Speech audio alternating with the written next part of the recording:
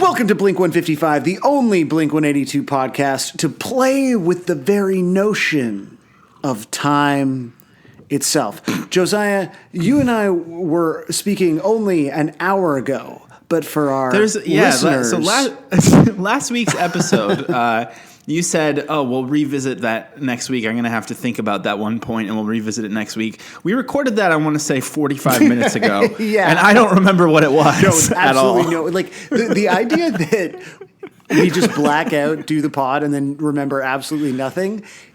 And so when people reference things that happened a week ago, it's like, oh, we had that conversation like 5 days ago. I honestly don't know what you're talking about. But like literally, if someone were to say to me right now, remember the thing that you and Josiah talked about in the previous episode, which we recorded moments before this moment, I had no idea. No idea what happened. Couldn't tell you the song. When you said that, I thought that you were like sort of lobbing up to spike one or to hit it out of the park or some other sports ball analogy. I was like, oh damn, Sam is really foreshadowing something clever that he's gonna do. Nope. In a little bit. Can you imagine? Can you imagine a world where I'm that smart?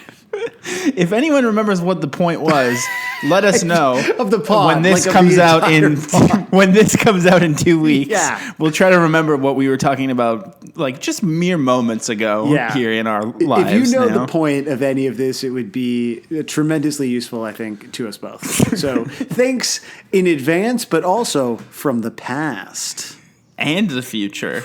It's incredible. Damn. It's honestly. We just realized, like, today that we're both going away 2 weeks in a row. Yeah. And so we need to bank EPs like crazy. So, yes, this was recorded a long time ago, but it's really fucking me up a lot. Like, I'm already trying to think, what month is it right now? Am I allowed to say that it's March Madness yet or no? Is it a leap year right now? Oh, shit. Do you have, like, a lot of March Madness jokes ready to go? I was thinking of working on some, but we're going to be banking EPs for a long time here because just if it's such a delicate... This is really, like, you know how, like, when someone dies and it's really tragic and people are like, you really need to not take for granted what you have in your life. Well, I feel that way about just putting out the pod every week because basically if one of us, like, it's like sliding doors. If one of us, misses our door, then we could fuck up and miss the window to pod. What? Is Sliding Doors a movie about a podcast? If you're keeping track at home, the other thing is I did mention that my afternoon coffee was a 4-shot Spro. Yeah. And I'm really, really hitting the wall now. I'm really falling apart over here. I need another Spro. See, interestingly enough, with a little bit of backshadowing, I've had no coffee today. And I'm feeling surprisingly alert. There is nothing I hate more than the people who quit coffee. I didn't quit. Tell me that I didn't quit. Okay. I'm just trying to reduce my intake because it was I would say it was too much, but to a man who had a quad latte today at like 4 p.m. Yeah, like maybe the girl, the barista was like trying to talk me out of it. I was like, no, give it to me. This is not right, man.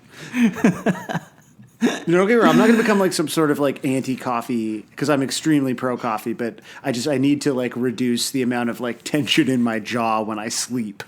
Right. Oh yeah, that makes sense. This is part of my health goth phase. Health goth. Well, I'm kind of having the opposite phase because so in between these two episodes, we've eaten dinner. Is what's happened. We thought last week's episode was bad. This is absolutely the worst thing we've ever done. Over the course of you've all lived your week. What has happened to us is we've just eaten dinner. It's kind of interesting how people think that about God too. Maybe God's when people are interpreting the 7 days of creation in the Bible, they're like, well, that's obviously doesn't work with what we know about evolution. And sometimes people are like, well, maybe each of these days was like thousands of years, or to use in the time that we understand. Yeah, to use a reference that like people might actually give a shit about. Wow. In the Marvel films, Oh my God. Ant-Man's time moves different than other times. Sam's new brand is that he's the Marvel atheist. Oh man, there's been some really good Marvel Kevin Smith tweets that are already a week old. I don't know if you've been seeing and taking those bad boys in. There's only one Kevin Smith tweet that I care about, and I will care about it for the rest of my life. And if you don't know what one it is, then you're not my friend. That's a good litmus test. I feel like there should be a dating app that's just like, if you like any way of just sort of like spiritually matching with other people is like, how much do you love that tweet?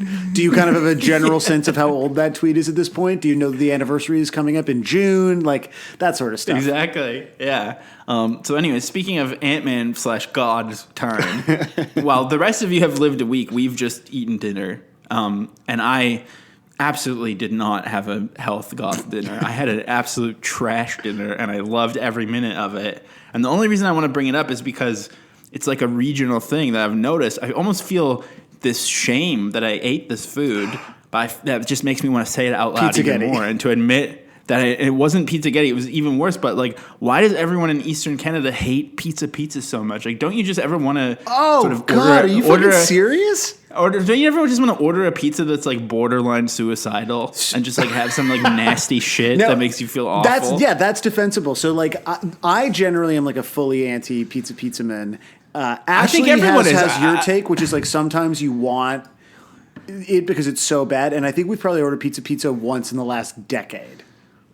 I don't want to give away where we live because, again, Montreal is basically just pinpoints of people who listen to the pod, triangulating everything. I've already had people whisper to me that they know which grocery store I live above, even though I bleeped it out. They figured it out. So I don't want to say too much, but I will say it to you. There's a pizza very close to me that is very convenient and incredibly cheap. And, like, sometimes I don't want a pizza that has a backstory and has, like, fucking truffle oil on it, you know? Sometimes I just want like a different oil feeling that just immediately makes me feel like I've been on a bender for the weekend. Here's the thing. It's like, as a person who still goes on benders, I can understand craving that feeling, and this is sort of your outlet, which I think is much more healthy for you, and I would encourage you to keep it up. The only good pizza, like in the, like truly good pizza, and this is like not just like, oh, it's so shitty it's good, but like fucking, I wish you could get this kind of pizza at a normal pizza location, is that they are for some reason, the primary pizza supplier at all of the Toronto like arenas and stadiums, like any sort of sports or concert venue. So if you're going to a Raps game or you're going to see like the Foo Fighters rock out at the Sky Dome, They have, you know, the usual. I'm remembering last week your thing about Prophets of Rage from last week that you were talking about. That was fun. That anecdote really stuck with me. I'm glad that's the only thing that you remember. But so they'll have pizza there along with, you know, popcorn and whatever, hot dogs and shit. But they are like just cooked so extensively, like because they sit under those lights and just bake and bake and bake to the point where they're like brittle, that they're so cooked, and it's the most perfect pie in the world. Like I think that is genuinely better than any like pizza libretto ass like fancy proper Italian pizza. I definitely like have a lot of I have like an unseemly amount of pizza left, and it's probably costs like $3 what I paid for. Like I thought they made a mistake at the till. That's how, like, and that's, again, I love a bargain first and foremost, but I'm gonna. It's the pizza is the devil's bargain, though. I want to make this clear to people. I'm gonna bake the shit out of those leftovers tomorrow. And it's gonna taste so good, and then my entire weekend's gonna be ruined from eating this pizza. I'm really happy for you, man. It sounds like, thanks to Pizza, you've really enjoyed some, unless you have something. Blink 182. Yeah. Okay. Good times.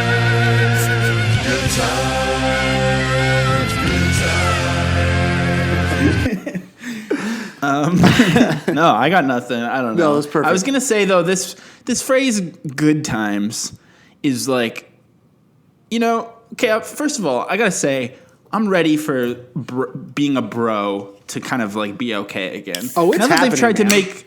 now that they've tried to make being a Bernie bro like a whole thing, like now all of a sudden you're like evil because you told some pundit that he like his glasses were stupid on everyone Twitter or knows whatever. that the Like, worst evil. thing you can do is think that everyone should be able to go to the doctor without literally being put in jail. So yeah, that's for sure. The worst people in America believe that. I'm thinking like it's time now to rehab the word bro. All genders, non-binary, everyone's included. You're allowed to be a bro, obviously. That goes without saying. But the word bro is like, I feel like the centrists were really like putting all of their, what am I trying to say? Their one argument that they've been trying to do this whole time since 2016 is that like being a bro is bad. But the word bro is so powerful that like it could never be bad for that. The word bro can only be out of fashion for so long. Oh yeah, because it's fun might to say. Lose a battle, but it will always win the war. Yeah, exactly. And then like maybe, I mean, Lord willing, knock on wood, maybe we'll start saying bra again. Oh, are you like serious? in like a buddy head sort of way? Like just sort of like why not? Let's just toy with the idea. I'm willing to be brave right now because I've got Spro and pizza coursing through my veins. I might be on my deathbed right now. Let your legacy be, like some people as they look back, they want to write their memoirs, they want to sort of right the wrongs in their lives, seek forgiveness with those that they've wronged. And so for you, it's bring back bra. And I respect that. And personally, I want you to know I will carry on your legacy and honor your wishes. Thank you. I'm ready to go. But so I'm saying bro itself, I'm not mad at, but the phrase good times does remind me of a very specific kind of like very douchey bro, which is like kind of the good old Canadian boy who is like a guy that also always has a buddy named Gong Show. Like they always have my buddy Gong Show and I were houseboating last summer. Like it's always that story is how it starts.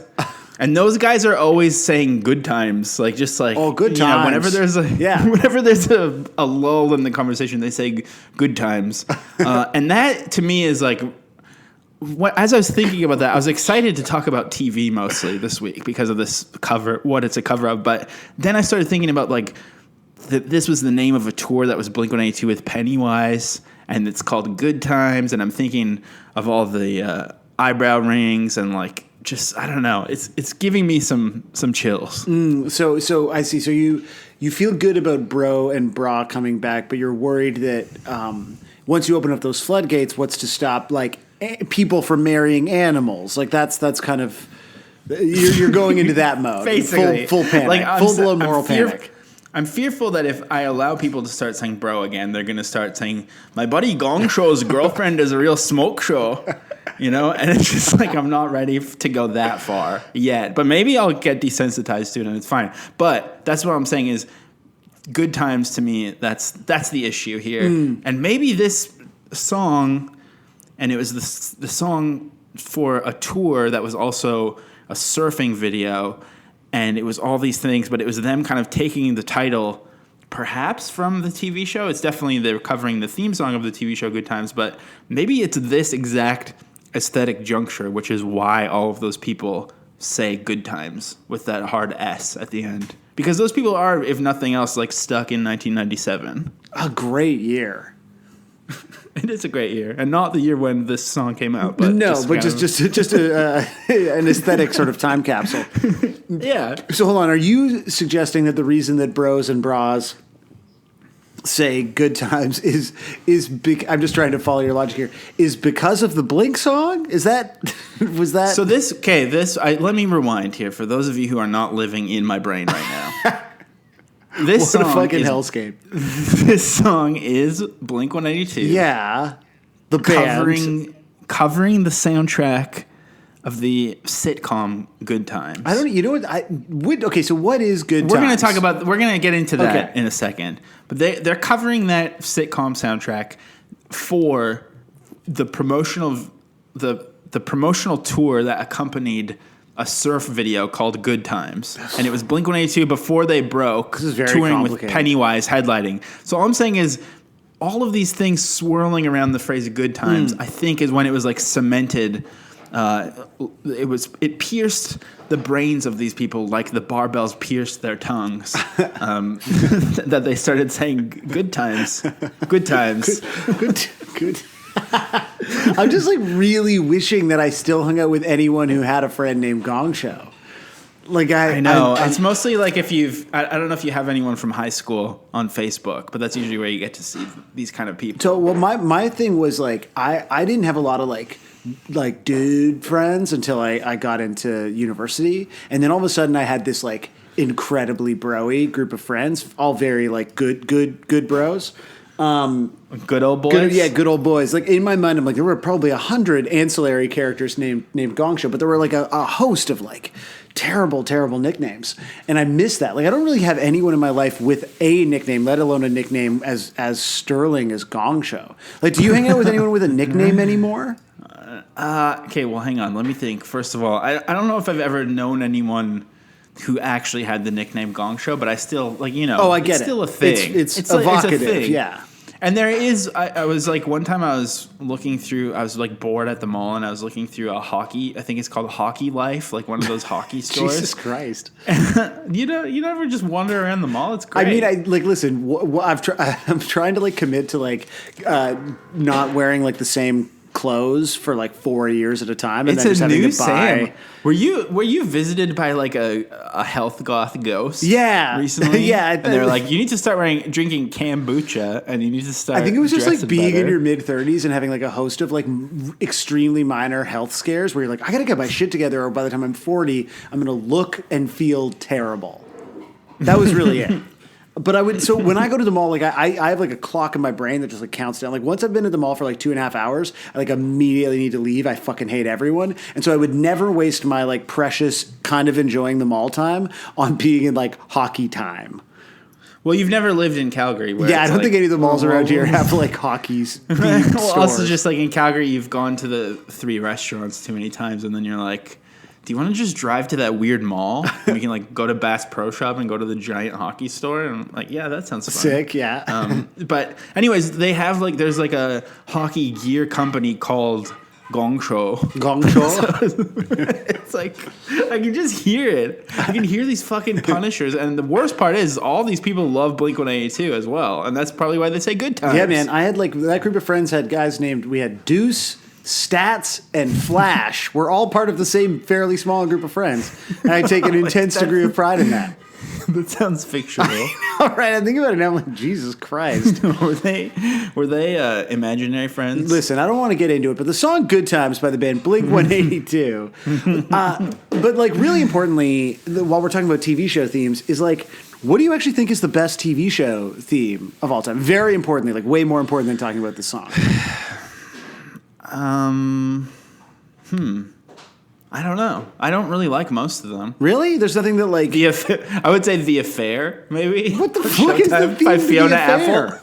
It's the worst thing I've ever heard. Wait, I've is never the song seen by this Fiona show. Apple? Is it just like it's Affair? like she's like, oh my god, it's so funny because I mean, I've never even really heard Fiona Apple, nor have I seen this show. But Sarah got addicted to it because, like, she commits to a show. She's like, I can't decide if it's bad or good until the 3rd episode. But then by the 3rd episode, of course, she has to finish it no matter what, even if it Right. sucks. So she hated it, but she had to keep watching it. And I think it's just a TV show about like someone having an affair. Like it's McNulty from The Wire, Yeah. and then some lady who like ended up quitting because the producer was like allegedly being really sketchy about forcing her to do nudity all the time or Jesus something. Christ. It's just like a disaster of a show. But the theme song is by Fiona Apple, and it's like that's what I would always hear. I would always hear that, and then hear like grunting from the other room, and I couldn't tell if it was the affair happening or if it was someone getting killed. Like it's really hard to tell. The Foley artists have not really clarified what's going on. That's tough. You should be able to tell. But there's this part of the theme song at the end, like the refrain at the end is Fiona Apple singing "Sink Back into the Ocean," but every time she sings it, she enunciates a different syllable. It's like "sink back into the ocean, sink back into the," like it's a cool artistic choice. Embarrassing and horrifying. I don't know if I can think of a good one. Maybe the Flintstones. Also, why doesn't people talk about the Flintstones anymore? Flintstones really fell off, huh? It was such a good show, like legitimately very good. And honestly, a great eventual film adaptation. I Which mean, Baldwin that's is it in? getting- Is that Billy? That's getting into the. Oh yeah, I think it is. Is Billy. that your Baldwin? That's my Baldwin. For people who didn't see it, can you describe your Billy Baldwin cameo, and then we can really get into the song? Because you, for Sarah's birthday, right? His birthday, was it Valentine's Day? Or was her birthday? It was her birthday. You yeah, got it's her birthday a the week host before. of like triple I got A her, cameos. I got her 3 cameos. You must have because spent a lot of money on these cameos. 'Cause these were I got it. these people were 201 huge deals. I gotta say, I got in on the cheer fanfare right before it popped. So the cameo was very affordable. The only one that was expensive was Billy Baldwin. Right, so just to be clear, He's so 100 someone from Cheer, Tanner Zipchin, who hosts the hosted past tense, Yeah, please, the past Cineplex tense. pre-show, and I think we've talked about Cineplex before.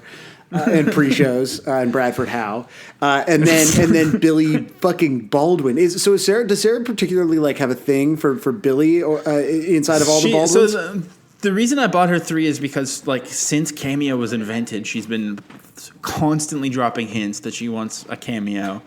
And she wants like the dumbest celebrity possible. Mm-hmm. And I kept kind of like putting it off and dropping the ball. So then I was like, okay, fine. I'm going to get her 3 really good ones. And I think I really like did a nice spread of different celebs. You can find these on her social media. This was like a month ago at this point, I think. Right, or I don't really know who what even time knows? it It was is or last where year. we are. Yeah. But she wanted like someone really ridiculous. And to me, Billy Baldwin is just like objectively hilarious to begin with. Yeah. But then also he had this like amazing role in the Nicholas Winding Refn like impossible to watch long series, which is actually so good. Yeah, still Too haven't Old to made Die it past Young. the first episode. Yeah, no one does because you're all posers Yeah. and you don't have the guts. Well, to it's keep 10 going, but feature films is the problem. It is, and they're great. But he's really funny, and he has like a deviated septum as character, so he constantly does this like snorting thing. But I just knew that he would be like perfect, and so I said like my wife's a filmmaker. She's really interested in film. She would love to hear your best showbiz stories, and also it's her birthday. He didn't say happy birthday, and instead he did this like completely surreal, like unhinged. Like very much an on cinema Greg Turkington kind of video, like shot from under his face, and he does like a terrible Robert De Niro impression, and he does these While like describing psychotic how much Robert De pans. Niro like loves him, he's like, Robert De Niro was like such an honor to work with you. And you're like, Yeah, cool, man. And he's on set for something, and he's like, it's a huge ensemble cast, and like if you look up what he's talking about, like I've never heard of any of these people. It's so good, it's amazing. And it's like 5 minutes And long. Like it's a beefy so cameo. long. It's so good, but yeah, he's in the Flintstones movie, I guess. But I'm not like outside of like an ironic, detached like youthful nostalgia thing. I think that the Flintstones is actually like a legit good. Like I think the early seasons of it are like really cool, and they like play jazz in it, and they're always like playing bongos on turtles and stuff, so and it looks cool. In terms of the jazz, is it like free jazz drumming? Like is Flintstones like proto kind of contemporary film soundtracks where it's just like ding ding ding ding ding ding ding like It kind of is, but also in like a classy like Sinatra kind of way wow. too. Like it's like Flintstones is legit cool. Maybe that's why it's not popular anymore. But it's like I don't know what happens to the Flintstones. But I remember loving that theme song. I feel like I like the Simpsons theme song, but maybe just because I love it so much. Right, just I don't know. 'cause What do you think? You know, it's hard to separate like what is actually, I guess, good from just like pure nostalgia. I mean, truly, like the Frasier theme sticks out for me, but that's like I think the era when you get like really into TV, like the Friends theme, the Frasier theme. Big fan of the Lost theme, just like a big spooky groan. I don't think I remember that one, but I also feel like The Lost theme is sort of- literally just wow. That's it. It's great. The more like prestigious a TV show is, the worse the theme song will be. Yeah, true. Like well, I guess it's also funny because all these shows that seem highbrow when they first come out always turn to shit. But like Homeland has like the worst music I've ever heard. Oh. And I remember when that was kind of like a show to watch. Yeah, and like rewatching, like when we watched El Camino, it sort of autoplayed back to the beginning of Breaking Bad, and I was like, I'm gonna watch the Breaking Bad pilot, and like the Breaking Bad theme is just like you're like, oh, this is why this happened to this show. Like just in terms of the audience, it's like wow, bling, and you're like, oh, it literally sounds like a fedora. Yeah, And I'll defend but I that think- show. That's a real, like, it's not the band, but, like, Jesus Christ, that's sad. No, that show fucking sucks ass. I hate that show. Of course you think that. Let's do that another day. So the show 'cause Good Times. Yeah. Do you know anything about I this don't know show? a fucking thing about this. I forgot that it was a cover of a theme. Like, literally until you said it off the top of the sentence. I listened to the song twice, and I was like, this fucking rules. It's really good. Is the It's like- actual theme any? Because this is like I don't know. it's like some We should play Mr. it. Bungle ass skate punk song. Like it's the it's so good. it's I'm gonna so play it in- sick.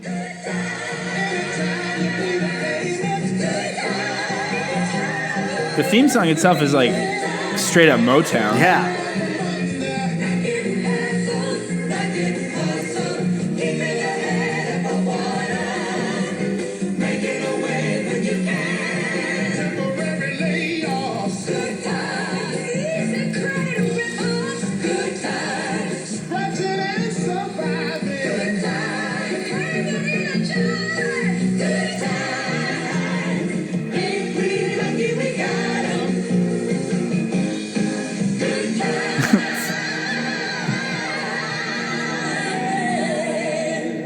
There's something about being our age where, like, when I see, first of all, an opening credit sequence that's over 30 seconds long, and also just the aesthetic of this and the way it looks, like, I feel like I'm half asleep on the couch on the sick Yeah, bay, totally. and PBS is on, and it's so comforting.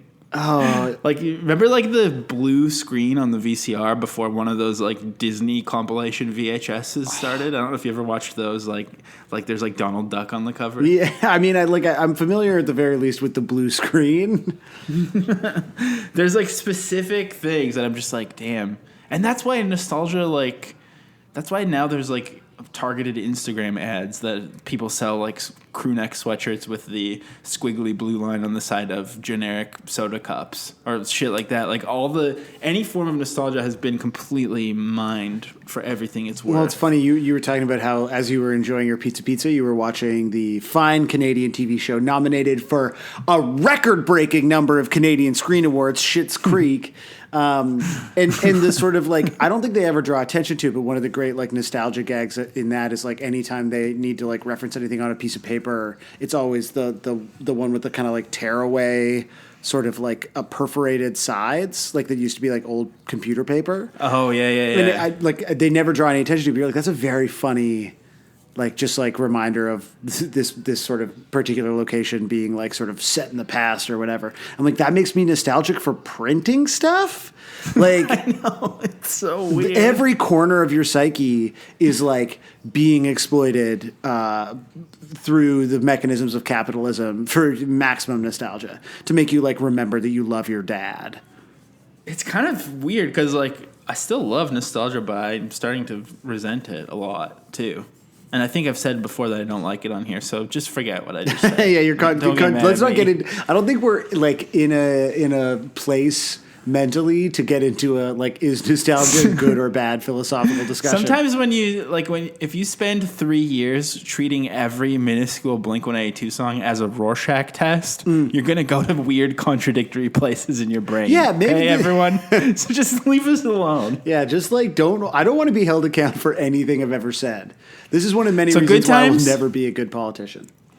Good Times is an American sitcom Yeah. that aired for 6 seasons on CBS from February 8th, 1974 to August 1st, 1979. Okay, no wonder we don't know it. It's created by 2 guys, but it was executive produced by Norman Lear, who has Oh, definitely yeah. someone that you, Sam, have pretended to have respect for. Yeah. I can guarantee. Oh, for sure. I mean, I've never watched any of his shows, I don't think. Maybe I have. But the funny thing about Good Times is it was a spin-off of a spin-off. So it's a spin-off of Maude, which was itself a spin-off of All in the Family. So it's kind of like they're just like milking the shit out of it. And unfortunately, it took that many spin-offs for them to do something progressive, which was have television's first African-American 2-parent family sitcom. Huh. That's why I've always said So- that I love and respect Norman Lear. And Good Times, exactly. And of course, Good Times, yes, a real. It's interesting. I feel like these are, like, all of the Norman Lear stuff, which, like, you read about now, but, like, I've like All in the Family, like, these are all shows that I've read about, but we never saw in syndication. And I don't know if that is like strictly a generational thing, or if like a lot of these like felt particularly American and didn't translate as well. Because we obviously had tons of like, when I think like the being sick and being on like the couch in your family home, like to me is like, you know, not any of these shows. Like I don't ever remember seeing these on TV growing up. Yeah, me neither. No, for sure. And I think it's one of those things where I've heard so much good things about these Norman Lear shows, and I want to, But there's no way they're worth watching at this point. Like they're still just that's sitcoms. What I mean. I think yeah, they're like valuable in context, especially because like I you know, the thing about all these was like obviously breaking down of like racial barriers on network television.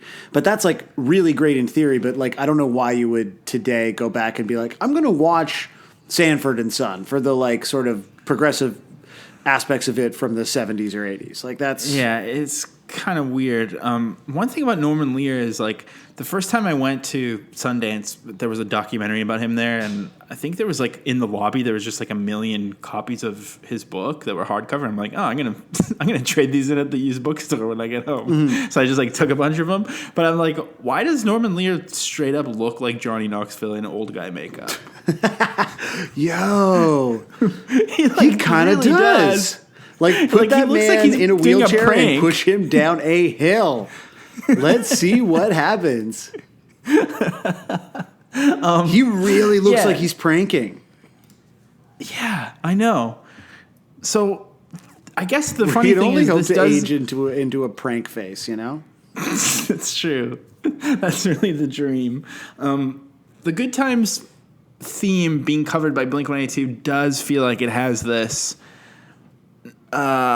strange like 90s covering black culture in a ironic way that maybe would have one give pause towards it. But I don't know if it's like definitely bad or not, but it does seem like the joke back then was that they're doing black things sometimes maybe. Well, yeah, it's tough because like on one hand, again, you think about the era, this is probably a show that like they would have grown up seeing reruns of. So it's like, you obviously like a thing, you know, but it sort of has that tinge of like, oh my God, this pop punk band is covering a rap song. That's insane. Because that's a black thing. Like that is like 100%. I part of the like weird titillation of it, you know. I think we've like entered an era now where there's because there's so much more cross-pollination between like genres and like cultures. I'm really not equipped for this right now, but like it doesn't feel like, conversely, like when Fall Out Boy do like hip hop stuff, you're like, again, I think we've talked about this before, but like there are people who whatever are into that. There's something like in the 90s of like we're covering the theme from the African American sitcom. The joke is that they're doing it. Yeah. The central conceit of the joke is that they're doing this thing, but they're white guys, and it's like it's kind of like the same thing as a rapping granny or something, where it just feels like a bit icky. I don't know. Like it's not like. Well, even now, like what I heard is like Mr. Bungle vocals, realizing that it was like a sort of goofy attempt to do like a kind of like soul Motown thing. Exactly. Now I'm like, oh, that's a little weird. Like not in a way that I think like is like, listen, I'm not going to cancel this song again. Not necessary. Last week's hard cancel was. I mean, look, I've been holding up the pledge. Weighing on me. Yeah, but I've been. Absolutely, you can't uncancel. No, so, and people on the street have been asking me in the 20 minutes that I was outside. They were like, "Damn, how you keeping? And is the pledge going strong?" And I was like, "Pledge is strong." So I think we're good. But yeah, there's something like again, and I don't think there's no ill intention, and it feels like really also like at the same time it feels really grotesquely performative to me to say like, this was racist, which I know is not like what we're saying, but it sort of feels like we're trying to like in a vacuum. Hearing myself talk, I'm like, am I just like trying to sound like right? But I do think that's part of this. This always sort of been part of the sort of like 90s like exclusively white dude bands, like sort of like I think dipping a toe like into this kind of culture, right? Yeah, it's like literally, in a literal definition, it's a form of cultural appropriation, I think. Yeah. Maybe. Yeah, I think that's fair. But I'm not going to cancel it. No. And because there's a difference between, like, there were, all white bands predating Blink-182 who were doing like quote unquote cultural appropriation, but because they were like oftentimes like very genuine, like whether it's like, the Stones or the band or any of these artists that were like drawing heavily on African American forms of music, but like frequently, like shining light, like bringing those artists sort of along, crediting them, et cetera, et cetera. And it always felt like this sort of just extremely reverential sort of part of their, I guess, like artistic expression. And I don't know that that's what Blink's doing. Like, this is definitely a song that's designed to be funny. And so then to have now all of that context, you're like, okay, so what's the funny? What's the joke? What's the funny part? Yeah. Yeah. Oh, if you need me to explain it to you, it's because they're white. It's funny. Oh, okay. I wouldn't know because I do not see color, so I wasn't 100% sure. And like Travis looks like he could be, Okay. What? Also, this is Scott back then, so that's the other interesting. Maybe they knew that one day they'd have like a Cholo adjacent drummer. I had heard this before, but I had always like turned it off. I just assumed that it was just them like singing the good times part. I didn't know it like turned into an actual song, but I do like that there's like another Scott era pop punk song. Like they really commit to the playing on this, and it's actually quite sick. Yeah, well, here's the thing, like in a vacuum, now that like if I'm sort of moving on from my like clear, definitive, progressive stance on this. Like, it's so sick. You really are torn between your different friend groups. Like, on the one hand, you want to be progressive, but you also want to impress Razor or whatever your friend's name was, Scooter. I had two friends named Scooter. Snake One of them Eyes. was Scoot. Yeah.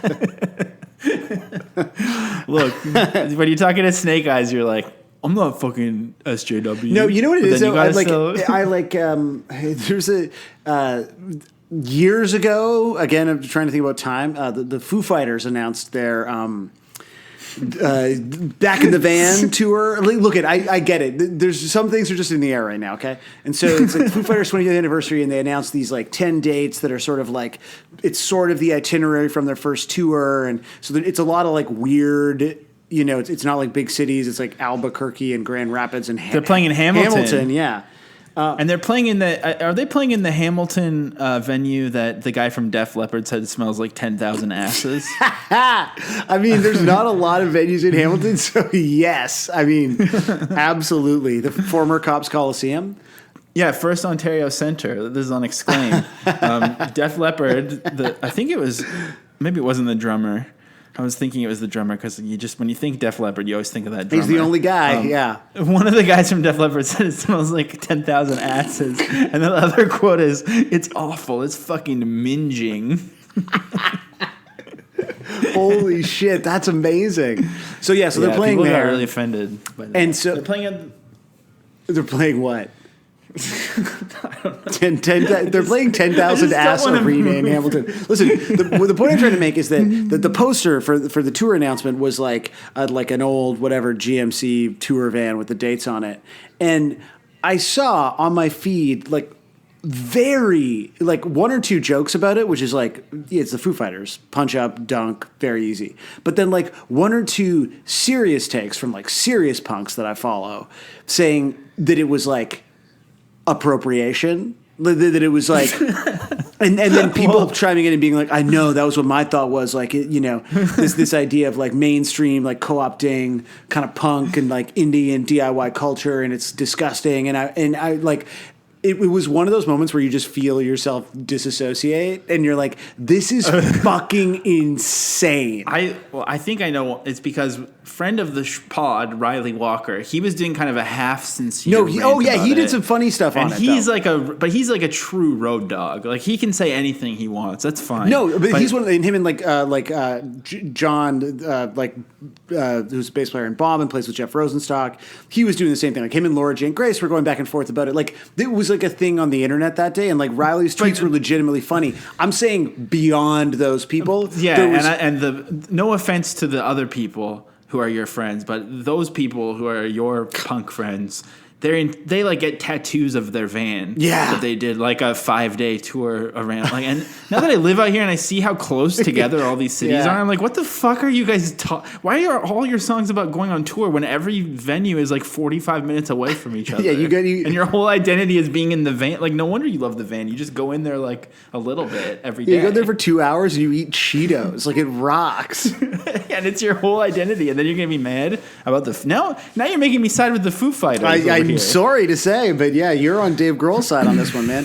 And like just that, like it was. So you were saying that sort of split of opinions and being offended made you not believe in racism anymore. Yeah, that's what I'm saying. I'm saying that red pilled me.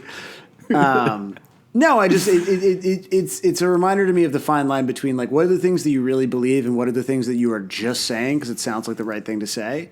And like I don't think that Blink were like being actively racist to do this, but there's an element to it that is absolutely fucking weird and kind of racist. And I also feel ill. And I also like obviously feel ill-equipped to be the one to say that. Like if Norman Lear kind of or like one of the actors from Good Times were like, this feels racist, I'd be like, well, definitively cool.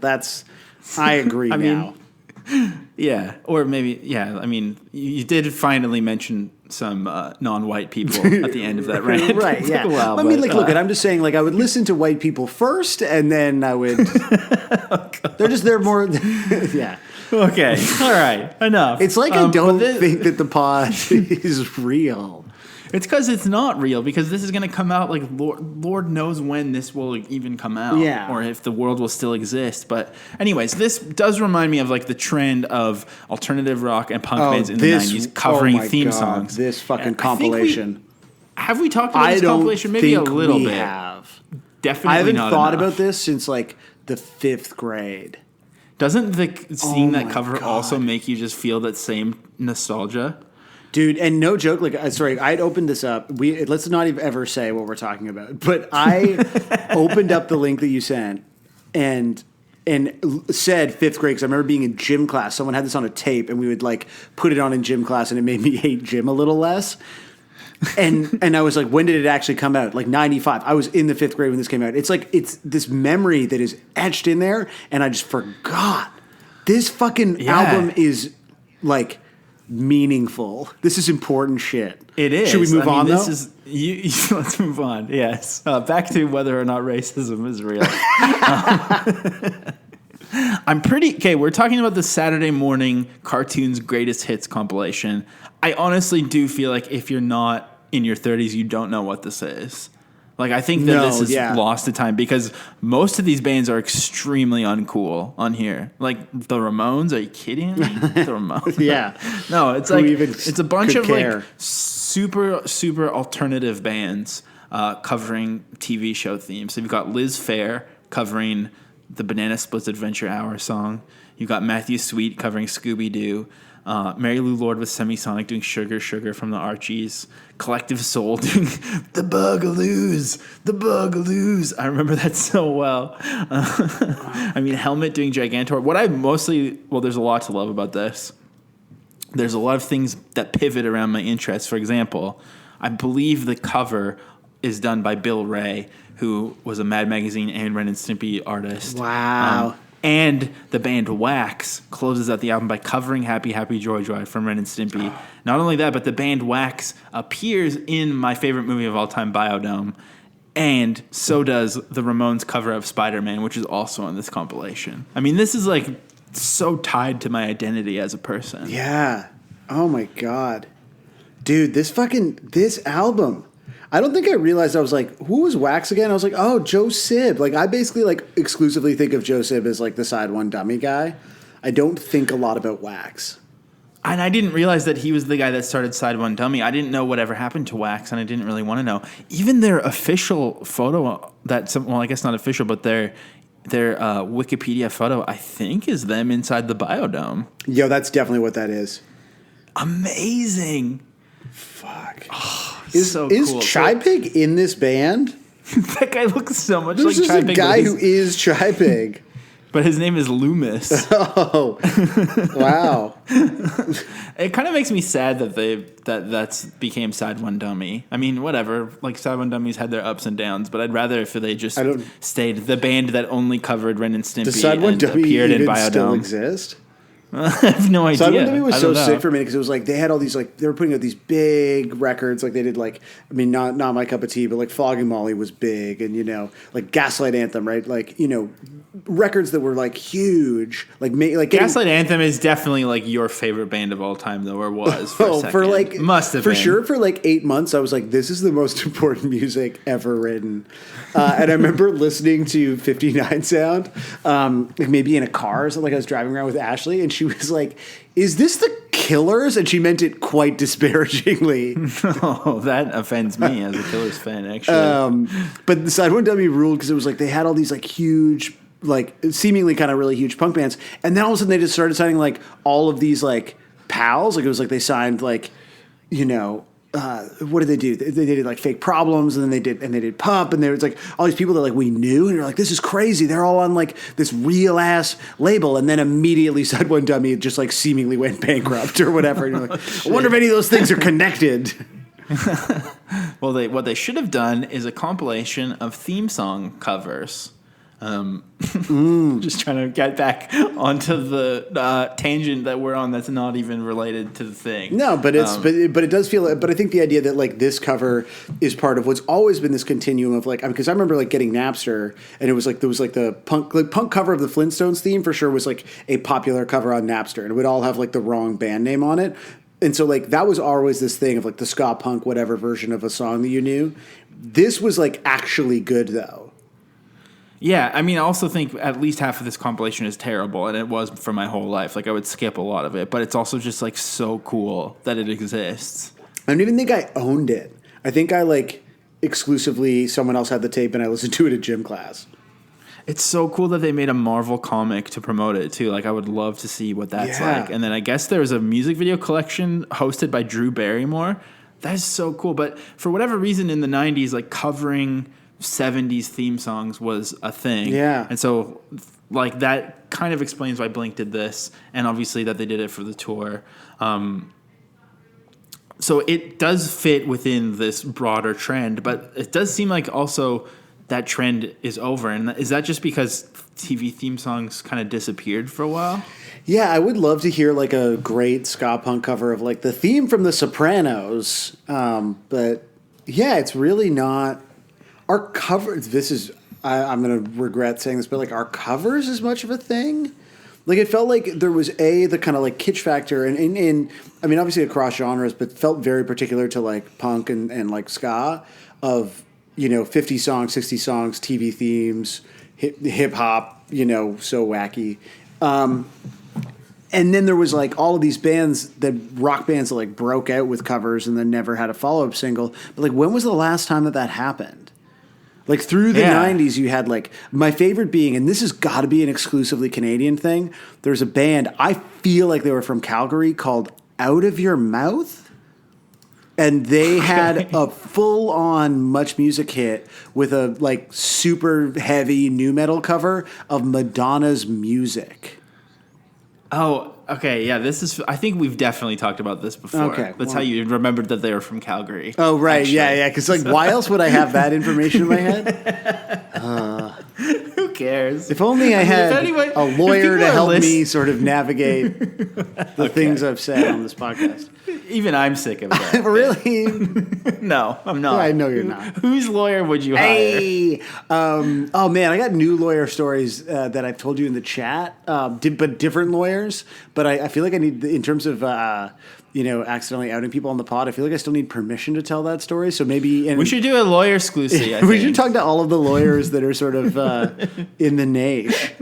But that's just like a little bit of fun, a fun teaser for people. But yeah, like I don't know if this is like in general, like if covers are as much a part of like.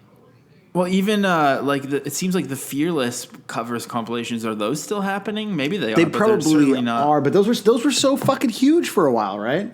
Yeah, they were like, I don't know what's going on, but definitely like how many of those covers albums? Because it was like there was Punk Goes Pop, but there was like punk goes like, and there was like hip hop stuff in there. It's like if you go back like to 10 years ago, how many of those feature like all white pop punk bands absolutely saying the N word? Oh, there's a bunch. There's definitely Right? a bunch. I already know that for Fuck. a fact. Like covering "Mercy" by Kanye, I'm pretty sure there's one of those. Jesus Christ. Okay, name another like. First of all, Sopranos is like fucking 20 years old. What's like a new TV show that has a theme The song? only things I can think of are also like Curb, which is 15 years old. Oh my god, could you imagine? I'm just seeing if anyone did punk versions of these. Punk Curb Your Enthusiasm cover. Someone did do. Oh, I think I've seen this already, but this is by David Dockery. It's like a scene from Curb with drums. What was I gonna do? The guy could have killed me. My man caught your fucking back. You getting that ass, Larry? You know what I mean? You getting that ass, Larry. What the fuck you do? What are you talking about? Let the man slide today. You got to immediately get in somebody's ass, man. I like that they've chose a scene that has a slur in it. Yeah, I and was they like- did it 2 years ago. Like, that's great. Thank you, David Dockery, for making me play a slur on here. Yeah. Just great. You got, Josiah. I mean, like, punk TV theme. I what's like a- realize like now I'm like I don't like I feel like really dramatic because even like Schitt's Creek like that's not really a theme, right? It's like the blunk blunk. There's Curb, Yeah, which that's is basically so stock much music. smarter. Always Sunny, that's basically stock music. Don't waste my time with a long. I mean, I guess even like New Girl had a longer theme at first, and then they just shortened it. Also- and I can't believe that I watched that show. Also, they really do like, and this was like recently we were working on like a TV project, and this other production company was like, we had an intro that was kind of long on something, and they were like, everyone skips it because everyone watches everything on streaming now, and like on Netflix you get the like skip intro button. What about the Justified theme? Is there a pop punk cover of the Justified theme? Oh, I'll check, but I found one that obviously exists. This is uploaded by Sycamore Pop Punk. I mean, this is just you're gonna know. This, of course, is Pam and Jim, got glued to my television. Oh, no. You're way too cute to be messing around with someone like Dwight Schrute. Please Panda and the Football Hall of Famer in Canton. apparently this is written by Reliant K, but performed by Sycamore. I'm mad with this. Can you find a pop punk cover of the like proper Office theme? What is that? Oh, that wasn't it. and the like the Oh, the British British Office. one, Yeah, yeah. that'd be good. But there's a band doing the American one live. I mean, There's, people like, would such a- lose their shit. You play this for the right audience. Boy, they're like a chiptune pop punk band too. They're called Understatement. You think if I search the UK Office theme song Cover, yeah. there's gonna be someone corny enough to do a pop punk version, but also like they like there's a metal cover of it. Of the UK one? Yeah. Yeah, let's hear it. There's also like so much to actually talk about with the. Oh no, this isn't the that's British one. Yeah. Man, fuck Steve Carell. He's like the Unpopular most opinion. punchable man in the world. No, he seems in my so opinion. nice. Okay, good times. So yeah, good times. Like in a vacuum, though, this song sounds unbelievably cool. Like the sort of like what I now feel uncomfortable about in terms of the kind of like undeniable appropriation element sucks. But the idea of this like the fucking skate punk thing, hearing Scott, like it sounds like this like cool instrumental version of a classic Blink song with this like insanely kind of goofy layered harmony, which now Yeah. I feel bad about liking. Well, according to the tour itself was a year long. It was Blink-182 with Pennywise, as I mentioned, Unwritten Law, Pivot, never heard of them, 7 Seconds, of course, and a band called Sprung Monkey, which is like the most fictional-ass band name I've ever heard. I remember think them this from was, like comps, but that's a bad fucking name. This is like the first tour from Blink-182 listed. I think this might actually be their first tour. Wow. Blink-182 were unable to go because they didn't have money, and the plane tickets were too expensive. So Pennywise helped them out and bought their plane tickets. So that's nice of Pennywise, I Aw. guess. I can't believe I started this episode off by saying that I want the word bro to come back, and then Pennywise is coming up, and I do not want the word bro to come back at all. Yeah, you realize, be careful what you wish immediately for, is because yes. if you say bro into a mirror 3 times in the dark, like all of the members of Pennywise come and haunt you forever. So It's a little redundant to have the words bro and him in the title of a song. Oh, Jesus Christ. You should tweet that, man. That feels like that's a good joke here, but I feel like that's very much like It doesn't work in writing. do you want to take a second and absolutely. do you want to take a second and tweet it? I can't. In writing, it doesn't work. It's only for the. It's only for the hour deep on the Maybe you obscure should- soundtrack cover. Yeah, crowd. I feel like you got to like make some notes, like for your eventual stand-up special. That's true. Where I talk about Pennywise bro him. Yeah. And you need to have the. I think to get my jokes, you really need to have 3 years of intimate time spent with me to understand. I like I could just imagine your stand-up special called like "What's up, brah?" That'd be very Pauly Shore of me, who I have tried getting on the pod before. Did he say no or just say nothing? No, I think I didn't get through to him at all. I'll keep trying because I mean I love Pauly Shore so much. Did I ever talk about when I went to see Pauly Shore do stand up at Cowboys Casino? It's just like one of those things where it feels really familiar, or like because you've said it, or because you saying the words Pauly Shore Casino Calgary, like just sort of feels like a sort of like It's just like a correct. yeah. I'm like those are collection of 100% words that things. Josiah, like a Josiah generator, would spit out. You know. It was like really like Sarah and I drove home in silence. It was so unbelievable. It was so depressing and good.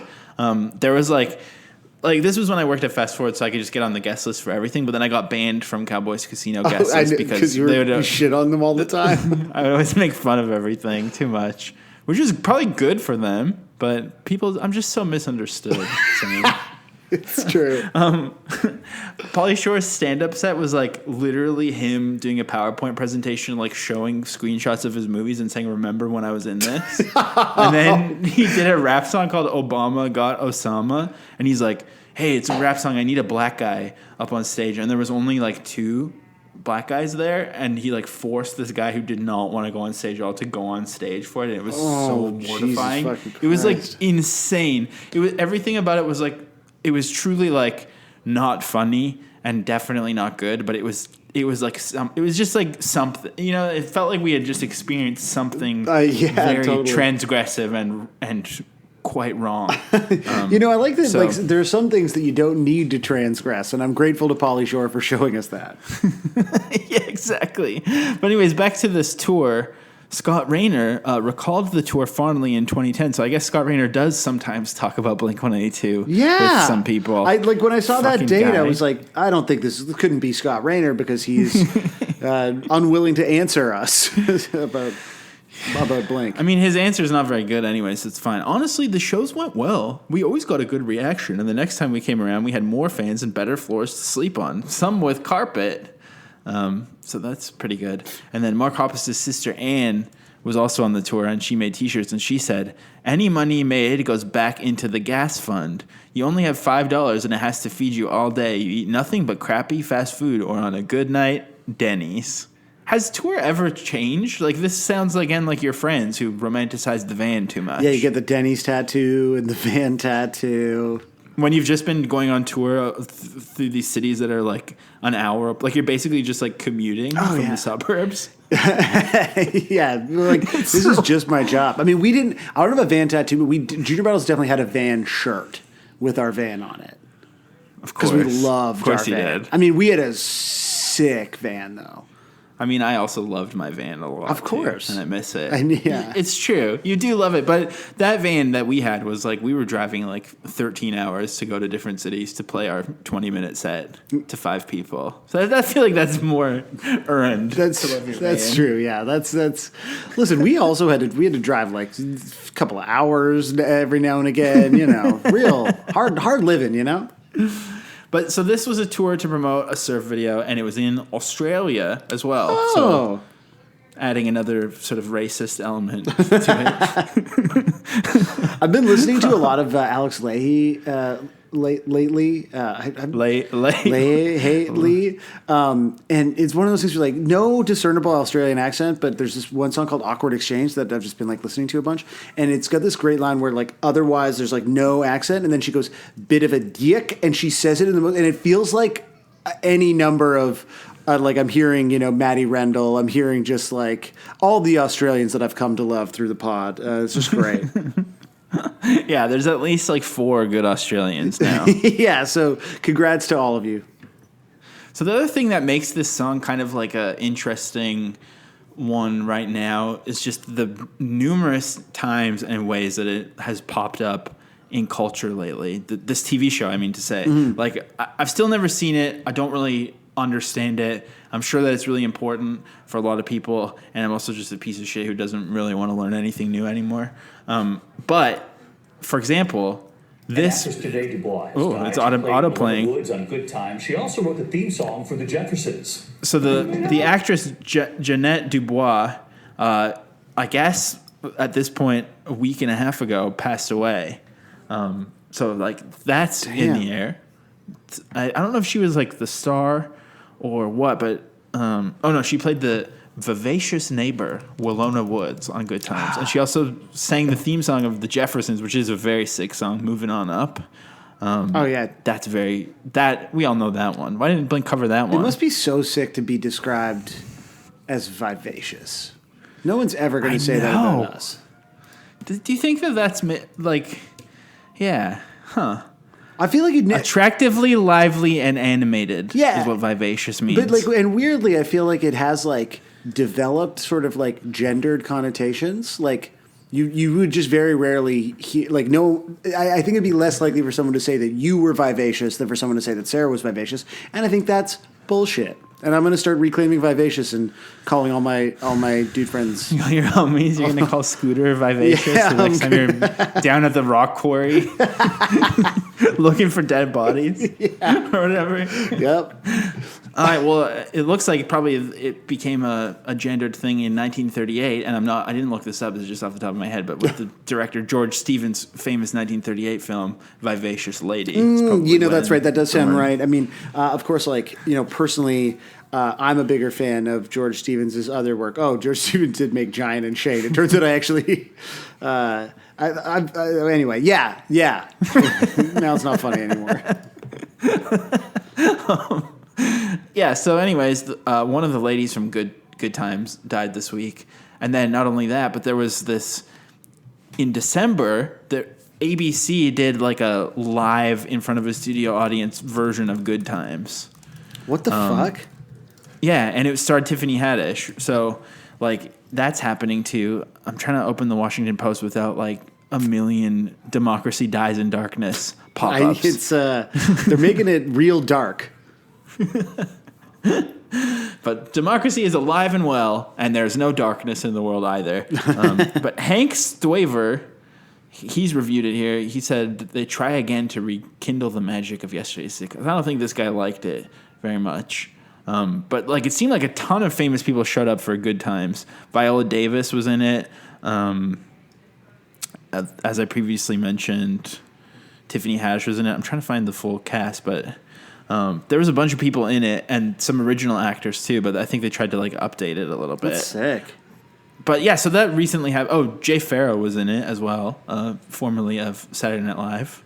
So yeah, like very recently. I don't know why Good Times is in the air. Maybe they knew.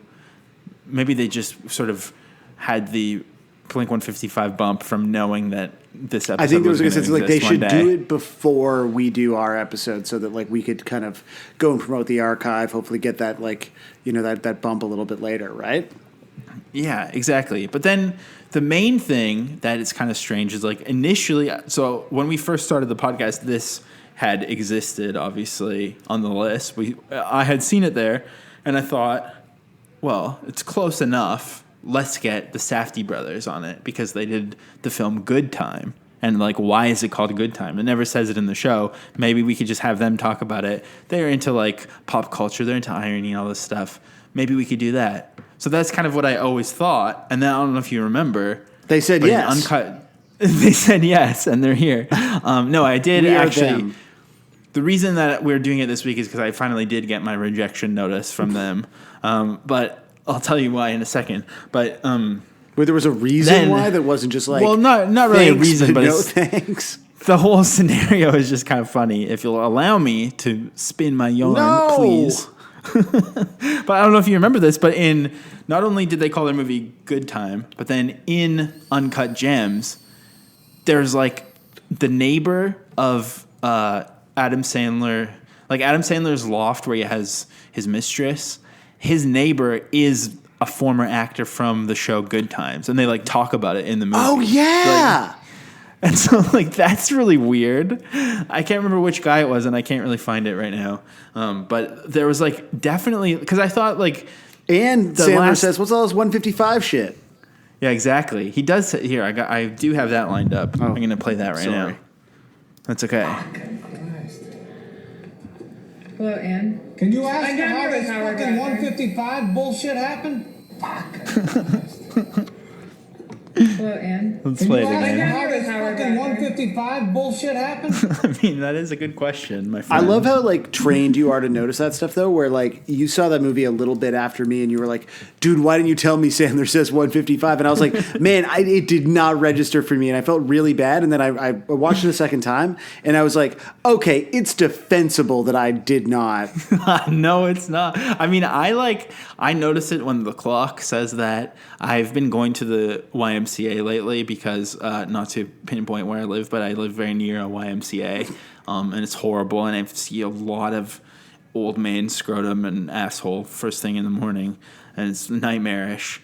They use like, and people tell me like YMCA is normally like this, but I was not prepared to see a man like using a communal hair dryer to dry his sphincter at first thing in the morning. Like, does that seem right to I think you? that is the YMCA vibes. Like there's a Y gym not closer to Bloor Street really than me here that a lot of hip young Torontonians use. And the descriptions that I've heard of the male behavior in the gym, specifically as it pertains to like their balls and ass, is like kind of astonishing. But I think you're just like like hit a this- point where you just don't care. This disgusting old man is always drying his scrotum and his sphincter with the communal hairdryer, and then other times I'll see him like holding up his, I don't know if he was swimming or what, but he'll hold up his like tiny shorts and dry them completely. Like, do you not have nowhere to be, or do you have a dryer somewhere? Can you go to the laundromat then, or just go get a towel even? Like, he just stands there naked like all day with the hairdryer. But anyways, when I'm there, I will always pick the Locker 155 if I can get Oh, it. sick. I mean, and then I was thinking, whenever I do it, I think if I told Sam this, he would make fun of me. Like, you probably just would go in and like pick any locker, right? Yeah, I don't really. Well, I like usually because I feel like I'll forget, and so I'll try to pick one that like is easy for me to remember. So I'll be like 77. Fuck yeah. I don't think the lockers in my gym go up to 155. Otherwise, like I like to think that maybe I would have, I don't know. I don't know if you would. No, I'm 77. I'm like, put my leather jacket in there. So the Safdie brothers were on Chapo recently. We know a few people from Chapo at this point. And so I reached out and was like, do you have an email address for them or anything? Because I kind of want to get them on our show. And they're like, oh, well, we just spoke to A24 because that's obviously who distributes their films in America. Mm-hmm. But we live in Canada. It's not A24 here.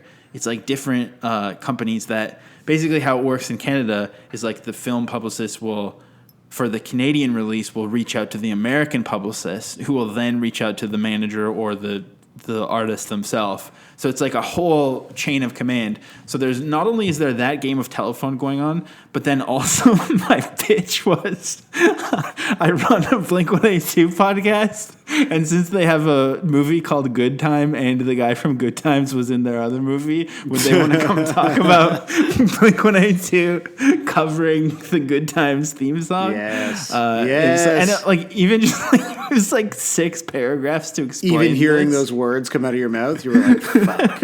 I'm like, yeah, this is like, and then of course, like, thank you so much for the request. The Safdies are not available at this moment. I'm like, yeah, that's what I figured. Yeah, it's Sounds not about unreasonable, right. yeah. But it does seem like there's like something going on with Good Times in the air right now. I agree. Good, the Good Times are killing me as your favorite once sang, right? Something like that. Yeah, Sam Sutherland. Yeah, exactly. I feel like it seems like something they should have been down for. Frankly, I'm disappointed. I'm sure the request never got anywhere near them because it sounds Because it's so ridiculous. insane. Yeah, exactly. And that's fair. Like, I get it. I totally get it. They have a movie called Good. It's like not the movie they're promoting right now, And it's not the same name. but it's very there's close. There's a cameo from the guy in the No, new listen, one. I would. And I he would have says done. I would be doing. 155. Listen, I'm doing the pod, Josiah. Like I agree with you. I think all these connections are fascinating. I'm here, man. Oh, God. Very good. Do you think they would have liked it? I think they would have got it. I think they would have got it, but I also feel like they don't really seem to go for cringe very much. So I don't know. I feel like you need to have They're some like extremely cringe tolerance. earnest, yeah. They're like they post like things that are actually cool. They're like more like vinyls kind of guys. Ugh. You know? Now I hate them. So, yeah, I don't know. I also didn't really prepare very much. I think we're kind of getting to the point of it. So I guess should we also just talk about the fact that a certain type of podcast man on the internet has just adopted Uncut Gems as like an entire personality type? Yeah, and that was the other thing. I thought it'd be kind of weird to have them on when like I'm kind of sick of hearing about Uncut Gems at this point. Yeah, like the internet runs on Uncut Gems. And I like it. Makes me wish I liked it more. I think Every I would time have see a loved it if I meme, I'm wasn't like, online. Yeah, maybe that's it. It's really like it is really good, but also that's the other thing is like Good Time was so much better, and Yeah. it's true that everyone's early stuff is always better. Like I'm sorry, but it's just true. It's always true. Other than this podcast and the episodes get better every time. Right, yeah. We're the exception that proves the rule. But no, like that is I rewatched that too. Like in the wake, I was like, this movie is better. Like I was like, am I just like wanting to say that because I want to be like I like the demo better? But it is better. I've seen people say that they watched Good Time after and also agreed that it was better. But that's the main thing that's annoying is like people should just watch things that are cool. Like just fucking pay attention. Like we were all there was enough of us talking about Good Time when it came out that you could have found out about it and not had to be like so insufferable talking about how you just discovered this cool thing for the first time. I will say though, the movie did give us the Sandler Independent Spirit Awards acceptance speech, which is very good. I mean, no, like everything about it I love. I love Adam Sandler. I want nothing but the best for him. He's a very sweet, beautiful man. And I really do like Uncut Gems a lot. And this gets addressed a little bit in that like New York Times profile that he did, like 'cause he has done an interview in however many years, and so there was that one. It was or whatever it was. New Yorker, I can't remember, but like they sort of touch on it a little bit. And I think the writer themselves sort of like inserts themselves a little bit because like I as I recall, I don't think the writer was not like a like cisgender straight white dude, but they were like a lot of those Netflix movies like are almost cancelable. Like there's some like really bad, like the idea that like the man that we love, and I love him, made a movie so racist that all the indigenous people walked off set. Yeah. Is like, it's hard to balance with this guy who like you kind of know because you see like even just watching like the last stand-up special he did is like just like a very sweet man seemingly, but like some really really awful instincts that like because I think we don't watch those movies or maybe you do, we're like not as exposed to. Like I kind of just see him as like Sandman, not like a huge bigot, but that's like a hard thing to square when you really confront it head on. I think I kind of think that movie is just like the reason why we love Adam Sandler is because he does remind us of the exact same thing as this Blink-182 cover of this song, which is like a different era where comedy was so stupid and so like not trying to say anything that it was like so satisfying and good. But the problem is these people haven't been like challenged on anything. I mean, I think Mark Hoppus goes on Twitter enough that he knows what to not do now. But Adam Sandler has just been like completely in that vacuum you were talking about. Right, Dad, that's fair. And so it's just no dumb. one's ever And so been the like, stuff that's punching down is not even coming from a malicious place. he doesn't even. Yeah. Yeah, he doesn't understand. Like he's too stupid to know. And like obviously that sucks and it's terrible that happened to those people. And it's like. That movie, I've never seen. That movie, but I'm sorry. sure I it's also terrible. sorry. I don't want to put you in a position where I feel like somehow the way that got phrased and now the way that you're talking feels like I'm making you stick up for like something racist in an Adam Sandler movie, which is not what I was doing. Well, I want to stand up for Adam Sandler because he's. I mean, that's If you don't, who will? It's like exactly. Well, everyone apparently because they saw their first good. They're like Adam Sandler's actually good. Like, yeah, obviously he's good. That's why he can carry like the biggest piece of dog shit movie because he's so good. What's your Like, actual the worst favorite Sandler movie? I mean, obviously it's the first two. But It has to be. so then between those two, because like I feel like Billy Madison, objectively the better movie. Happy Gilmore, my favorite. Can't do anything about it. Yeah, I think you're right. I don't know. I think they're both kind of just like equally paced for me. But I think like every time I watch, like I just watched Mr. Deeds for the first time because it came out at a time when I thought I was too good for it, and it was so fucking good. It's like amazing. And even like That's My Boy had some really great moments because there was some Lonely Island involvement, and like even Murder Mystery was so good. Yeah, I tried to watch it, but it was like late and I fell asleep. But Ashley fucking loved it. Friend of the pod, Daniel was so Halliburton good. loved it. I got stuck in a group chat with the two of them just talking about it endlessly, and I was like, please, I would like to be removed from the murder mystery narrative. But people love murder mystery. It's good. Adam Sandler's so good. It's kind of fun this week because we get to actually talk about covers of a song that are maybe not necessarily a Blink-182 song. Oh yeah, so like how you- other people like have kind of attacked this. Sam. Yeah. Okay, wait. Are you okay? Just the covers were happening. So I smoked too much weed. Good times. My buddy Gong Show over here. Oh boy there. Yeah. Before we get into covers, I forgot to mention something very important, which is that the initial Good Times theme song was sung by someone who is considered a forgotten diva of Motown and someone who has kind of not really like been as famous in the wake of culture moving on. She's kind of a little bit forgotten by time, but she's born in Oakland. She's based in Los Angeles. Her name is Sandra Williams, but she's credited, and her name in real, like her nickname that she goes by now is Blinky. It's too fucked, man. It's just too It's like fucked. this is. And wouldn't you have loved to have talked to the Safdie brothers about this? Yes, somehow and I also? think that here's what's actually fucked about it. I think this is the point where when you had brought this element in, it would have flipped for them and they would have been like just in love with the pod. It would have been Phil so, all too. over again. You would be getting an email tomorrow, like pod From the time, not Safdie real brothers? time, which you and I are in. From both of them, like two separate emails, just like, hey man, just wanted you to know, like, that was a life-changing experience. The next movie that they make, it'll be like, we'll be in the Nathan Fielder show they're doing. Like there'll be like a B plot Also, involving okay. a podcast. I hate that. I hate having to like also come to terms with they're doing a show with Nathan Fielder and now like everyone's being so hyperbolic about that, even though I'm sure it's going to be great. But it's like now I just feel like all the things I've liked for the last 5 years, now I have to find new things because I'm so contrarian. other people like the things that you liked because they were good. I mean, yeah, it's awful, Yeah, man. exactly. Now I have to move on as a cultural gentrifier. Yeah. I have to find a new vacant lot to take over. Well, that's what I can't tell with that kind of stuff is like, okay, so objectively, Nathan For You and the films of the Safdie brothers are good. And it makes sense that over time, they're kind of like word of mouth, projects that, people would get more into and they age really well and whatever, right?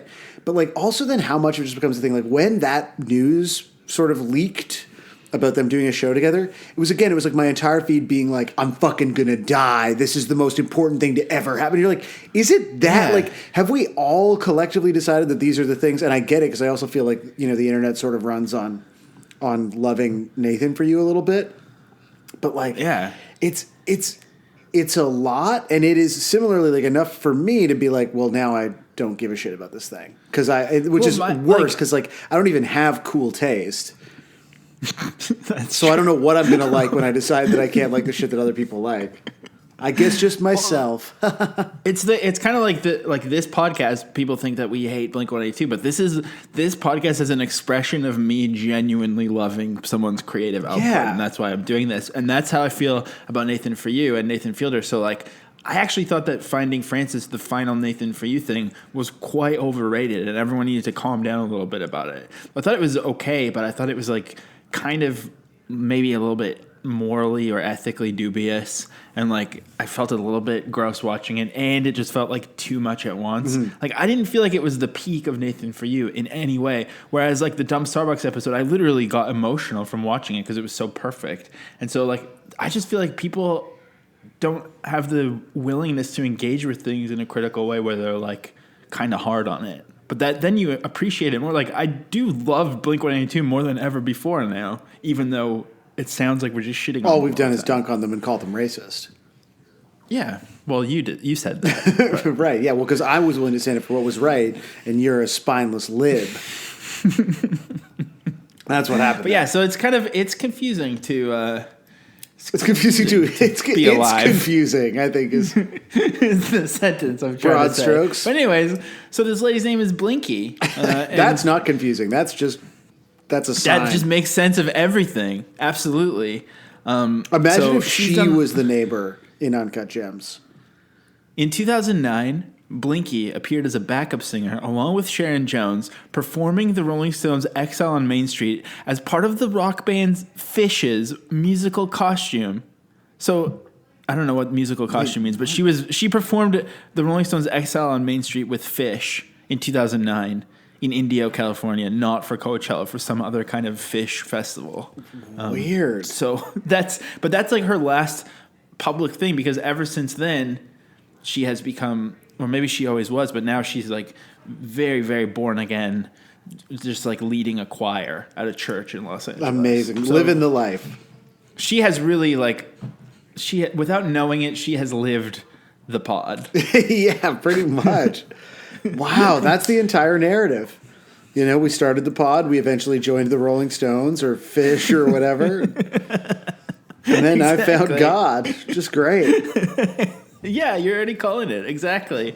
I don't know. I also have always wished that I could get into Motown. Like, not that I can't get into it, but I just like, I feel so basic when I put on music like that, because I feel like everyone who likes that kind of music is always listening to like deep cuts and obscure 7-inches and stuff. You know, like, doesn't it feel kind of weird to put on the hits? Like, you feel like you're in an infomercial. Yeah, totally. But everyone in the infomercial is always smiling, and so am I, so it's fine. That's true. Yeah. But anyway, so that's the story of Blinky Williams, the story of Adam Sandler, the story of Pauly Shore, Good Times, Gong Show. I'm just completely losing my mind right now. Do you want to hear some covers? I maybe, do, man. I of this? do. Okay. I really do. I was trying to find a Nightcore version of it, but unfortunately, there's too many songs called Good Times, including an All Time Low song. Which again, like a band like All Time Low, they're completely tethered to Blink-182, but I bet you they're not even aware that this exists. This exists. Thanks, man. When they Music named exists. their song that. Chuck Klosterman. I was thinking next time some of your fans are whining that you don't make this exist anymore, you should say that you just like had an existential crisis and you don't know if things exist or not. Right, anymore. yeah, I'm really struggling out here. I don't understand reality. Just floating in space. Okay, there's some covers of the theme song. Let's start with this. This is by Remix Maniacs, which I think is exactly what I could go for right now. Wow, Maniacs. Maniacs of remix. I don't want my remixes to be just sort of what's a a more sane lukewarm remix, version of or, being a maniac. yeah, Enthusiast. yeah, remix hooligans. You know, What's the spectrum of mania that you could ascribe to this? just like a bad day mania spectrum. Mania. You just Google mania spectrum. From Television City in Hollywood.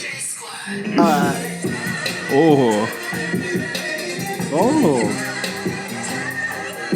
I would say What about this is this? a hypomania. Maybe remix Hypomaniacs.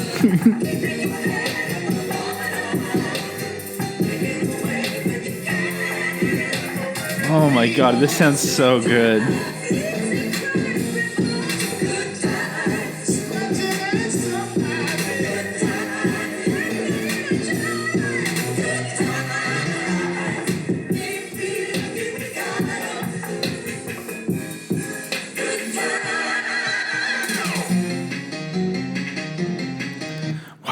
Do you ever hear other kinds of music and just think like, why did I waste all my life on punk? Yeah, no, it feels like there was more, you know. We just didn't want it. Yeah, there's a lot more. So that was Remix Mania. Up next, I'm sorry, I'm just like learning all about Mania right now. I hope no one thought I was making light of mood now disorders. You understand it's a serious thing. Yeah, no. Now I'm just worried that it's one of the many horrible things that I said on this podcast. This is what happens when we do the podcast twice in a row. Because like I think I'm getting like Sclusy brain, you know, where I'm just like really not thinking about what I'm saying. Well, we only have to bank 2 more episodes so. Tonight. We should. We fucking should. It would be pretty Good times. fun. Good times. It'd be a bit of a gong show by the end of that. I think like the girl equivalent of a gong show guy saying good times when there's a lull in the conversation is what girls always do is they just like start gently dancing to whatever music is playing in the restaurant in the background. Like they just like all of a sudden break into a little dance to the background music. I think it's a thing when there's a lull. Lull Just dance? keep your eye out. Next time you're out for a meal with a group of people, if there's a Okay. little lull, keep an eye. I think the girls will all start sort of just groove into the music a little bit. And that's okay. Gotta love them. You gotta love the lady groovers out there. Okay, up next is 20-Pound Sledge, cover of the TV show song Good Times. It's uploaded Definitely by sounds Alfonso like a Christian Rachel. metal band, right? Yeah, 20-Pound Sledge. I love it, but I also hate. I think It actually feels I like hate how the 1,000-foot word crutch. how the word pound is turned into a LB. Like that's already annoying, but then in this badass band name, I don't think it works. They just spell out pound then. No, you want to see that word because pound and sledge, like I think would look good next to each other. You got a number at the front; it's a perfect band name. But 20 LB Sledge, and like the LB is all lowercase, Sledge is all uppercase, and clearly like they have a banner that has the same thing. I feel like you're missing out on what is honestly kind of a sick name. Like you're so close. So I just realized something important about punk and Good Times, which is that I believe. Hang on. Sorry, it didn't give you a chance to vamp when I needed you to. Oh, okay. Here's the thing that's so funny is like, I have absolutely no problem like talking constantly, but whenever And you I've need me to already vamp, done. Oh, you already I've did? already found what I no, needed. I'm gonna Yes. finish it. You always ask me to vamp like literally like it feels like it's often in the cover section because it's something to do with. Like whatever you trying to find the right link or something for whatever we're talking about, and inevitably follows like me taking a massive hit off of my pen because the covers is sort of where I really put my hair down and kind of cruise through. And then you're like, "Can you vamp it?" I'm like, "What? Fuck!" And yet you're saying this, and it took you about 5 seconds to start that elongated. I'm still me. Like it's not like I'm shy. Sometimes I think that we're like, oh, damn, we were kind of slow to react to each other. And then when I edit it, I'm like, I can't even figure out where the conversation happens because it's just two bricks of audio on top of each other. Constantly waiting to be able to talk again. I want to have a turn. We're constantly like doing that thing where you're telling your parents to watch you jump off the diving board to each other. The punk thing I was going to say is that Good Times has a character named J.J. Evans. Became very famous because his nickname was Kid Dynamite. Oh. So I think you know how to connect those dots. Although I'm wondering if the band was named after Mike Tyson's nickname. Yeah, I just sort of always assumed that, but I don't like. I'm looking at the Wikipedia now. It's not in the Wikipedia, so I do not know. And is the Kid Dynamite from Good Times the guy that says dynamite? Listen, I don't know, man. You're asking me way too many questions. The Caucasian intelligence agency? Maybe. Could be. Who knows? Who knows about these things? This is a Blink-182 podcast, folks. We don't know about this kind of shit. We're not that smart. But anyways, back to 20 Steve uses LB JJ's sled. catchphrase. Yeah. It's JJ's catchphrase. Yeah, okay. So I'm wondering if that's where Kid Dynamite got it from. So there's another punk connection. Damn. So that if we could just tie Kid Dynamite to the Safdie brothers, I think I'll find. We'll get them on the pod. Speaking of mania, I do feel like I might be having. This episode is the one where I'm starting to think, am I having a breakdown? The way that I'm connecting all these dots. Yeah, this might be a manic episode, as I'm having my horse girl moment. For those of you who've seen that equally problematic Netflix Is film. it not worth watching? No, Okay. no. 20 LB sled. There's some nice zooms in it. I'll say that. Oh, love zooms. Looking out of the window, watching the asphalt grow, thinking how it all looks and sound. Good times, keeping your head over water, making your way when you can, jumping from your layup. Good times, easy credit report. This is sick. This is honestly very good.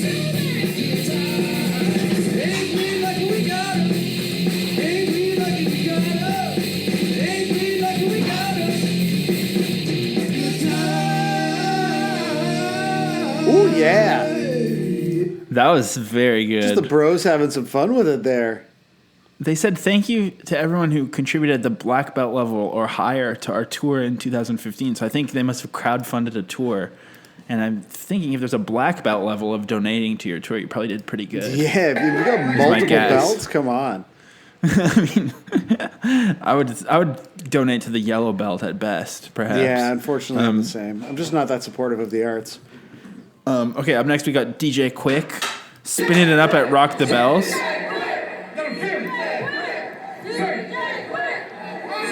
I don't know. There's people. Maybe it's an encore. I want y'all to sing it for me. If y'all remember, DJ Quick's already dropped that shit for me.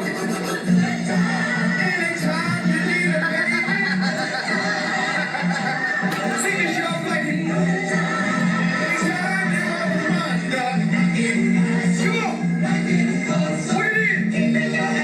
come on. What it is?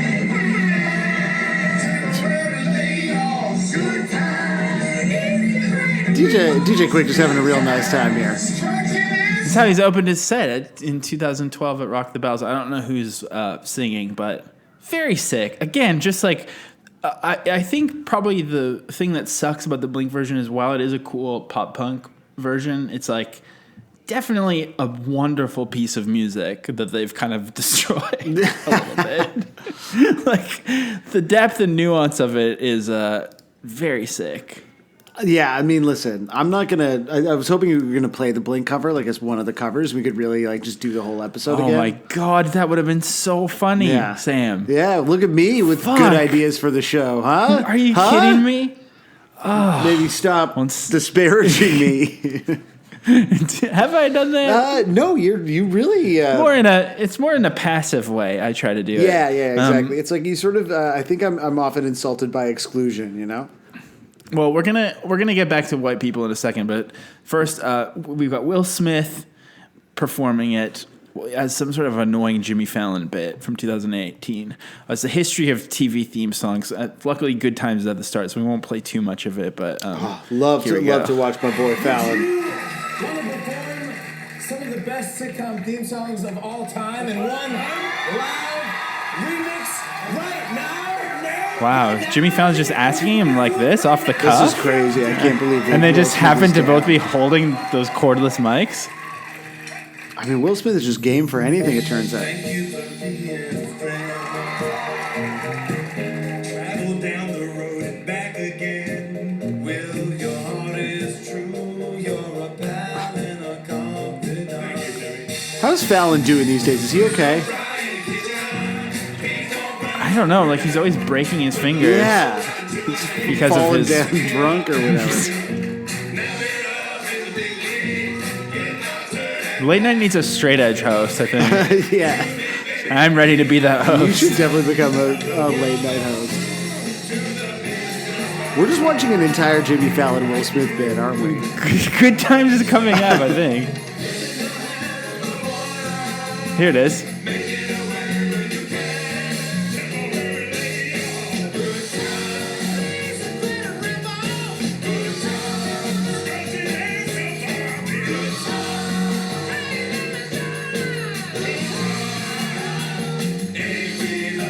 I mean, I think he did the falsetto a little bit more respectfully, but it was still kind of a bit of a joke, I think. Right.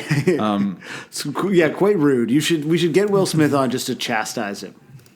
Well, they did give the falsetto to the white guy because I think still it is funny to make a white guy do a falsetto from a soul song, maybe according to late night normie TV standards. I don't know. So up next we've got Patti LaBelle and Anthony Anderson singing it in front of a studio audience from the ABC live broadcast in December.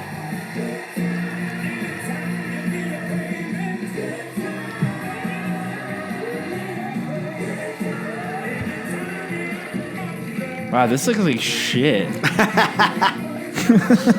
The set is terrible. Also, I'm feeling like this theme was a bigger deal than perhaps you and I realized, and I'm getting a sense from these videos that it's possible that is for cultural reasons. I think you're right. Like I'm feeling a real maybe a bit of a blind spot, you know, a bit of a sort of creeping concern. Well, not only that, but I think the silver lining of that is that perhaps our extreme, unbearable whiteness. The unbearable whiteness of our particular being, yeah. As we try to discuss the song, maybe this will be the way that we get written about on a podcast. This is it. It's happening. This is it. We finally, folks, here's the most clueless white guy podcast you'll ever hear. I'm feeling that way right now, which is... Yeah, me too, which is why I kind of want to get back into the world of white people. So I thought to do so, no better way than with a Richard Cheese version of the song. Oh, yeah. This is our culture here. Richard Cheese is my... Yeah. So proud.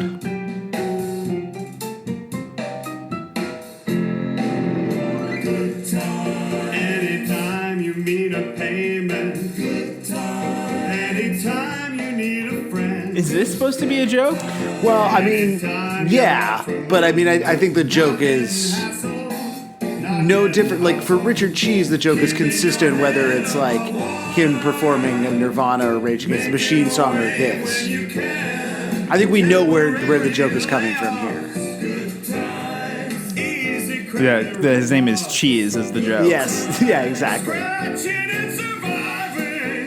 Oh, like I'm gonna become one of those white people who tweets sounds about white now because I hate white people so much and I hate myself from this.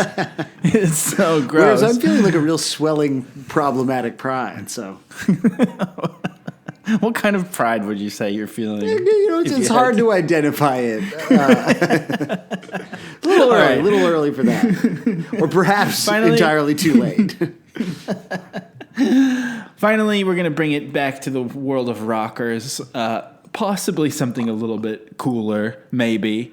I don't know. I still think this band's a bit overrated, to be honest. Like, I like their early stuff. Yeah, I think I only got into them like when they did kind of the reunion record or whatever it was. Like, this was one of those things that was like not on my radar because I think it was too cool for me when I was younger.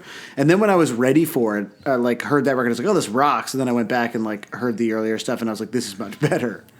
Yeah, so we're talking about the band Red Cross that covered Good Times. Classic, just you and I just truly having a conversation. But like, there was like a year where I was like, I'm gonna get really into classic punk and hardcore, and then I was like listening to Killed by Death comps all the time and stuff like that, and so I learned about Red Cross, and I think their name looks really cool and they seem cool. So then I went to see them in Calgary like a couple of years ago, and I fucking hated it so much. Like it was just like so not what I was into. So I don't know. I can't figure out how to feel about this band, but here they are covering the Good Times theme. So that's, and Sarah just got an email also. I was like, was that me? I'm the guy of, I hope it's a good email. Actually, no, wait, I feel like I got into this because they were in Off. Right? Wait, were they? Wait, who's the guy? Isn't like the guitar player in Off, the guitar player in Red Cross?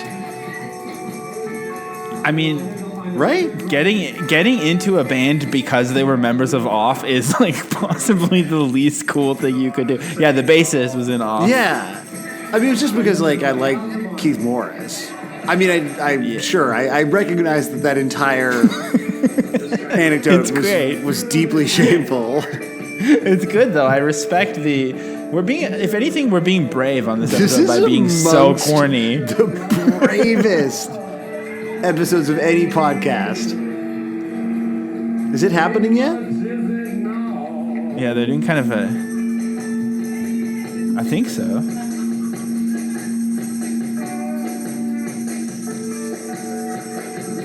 Someday I'll share a bed with all.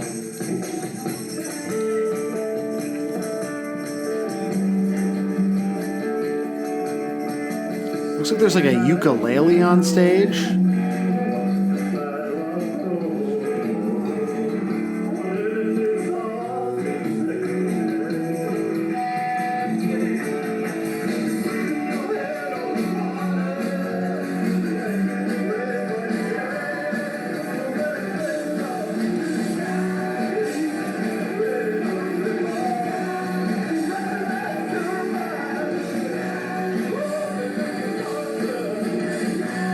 I mean, they're definitely doing the song. Yeah, I gotta say, Jason Scott here in the comments, so fun. What the hell happened to music these days anyway?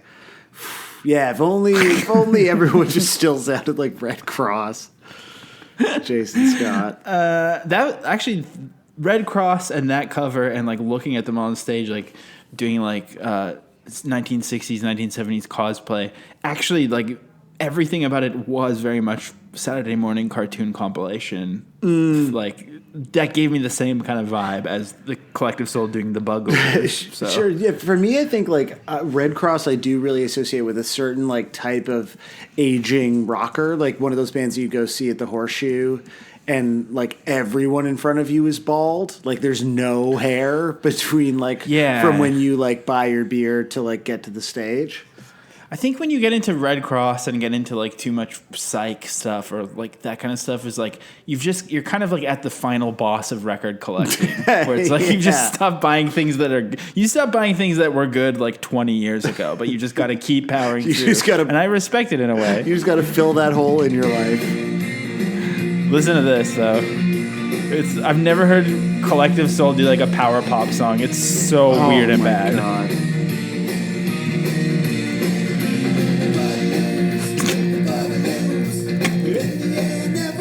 Oh man, Collective Soul rules. The Bugaloos. What the fuck is the Bugaloos? Also? It's very troubling. You know what? I think one of the covers on there is like Liz Phair doing the Banana Splits theme, which I would like to give a shout out to the Banana Splits movie, which is honestly fairly fucking sick and features P Stump from the Boy. Recording that theme. It's not as good as the Liz Phair version, but it's quite good. There's also Sublime doing Hong Kong Phooey. Oh my god! And Face to Face doing Popeye the Sailor Man. I think that's actually the only Face to Face song I've ever heard, and it's fucking incredible. It's so good. Face to Face is one of those bands that I feel like I'm supposed to like, and it's never fully happened for me. So. Yeah, Open Up Your Heart and Let the Sun Shine In. I feel like that's like a Sunday school type song, but it's from the Flintstones, my favorite TV show, apparently. Sam, I think we're done. What's going on? Why are we still talking? Like we wrapped it, and then we just went back and started playing songs from a thing that like we finished discussing an hour ago. Josiah, what are your final thoughts on the song "Good Times" by the band Blink-182? I think I really in real time understand why white people are awful, and so I think I'm going to start spelling it YT and just being one of those white people who just talks about white people being bad. Hell yeah. And conversely, I'm going to take the exact opposite track, and we'll just kind of see how the pod goes from here. But I think it's going to get pretty wild. So see you on the other side.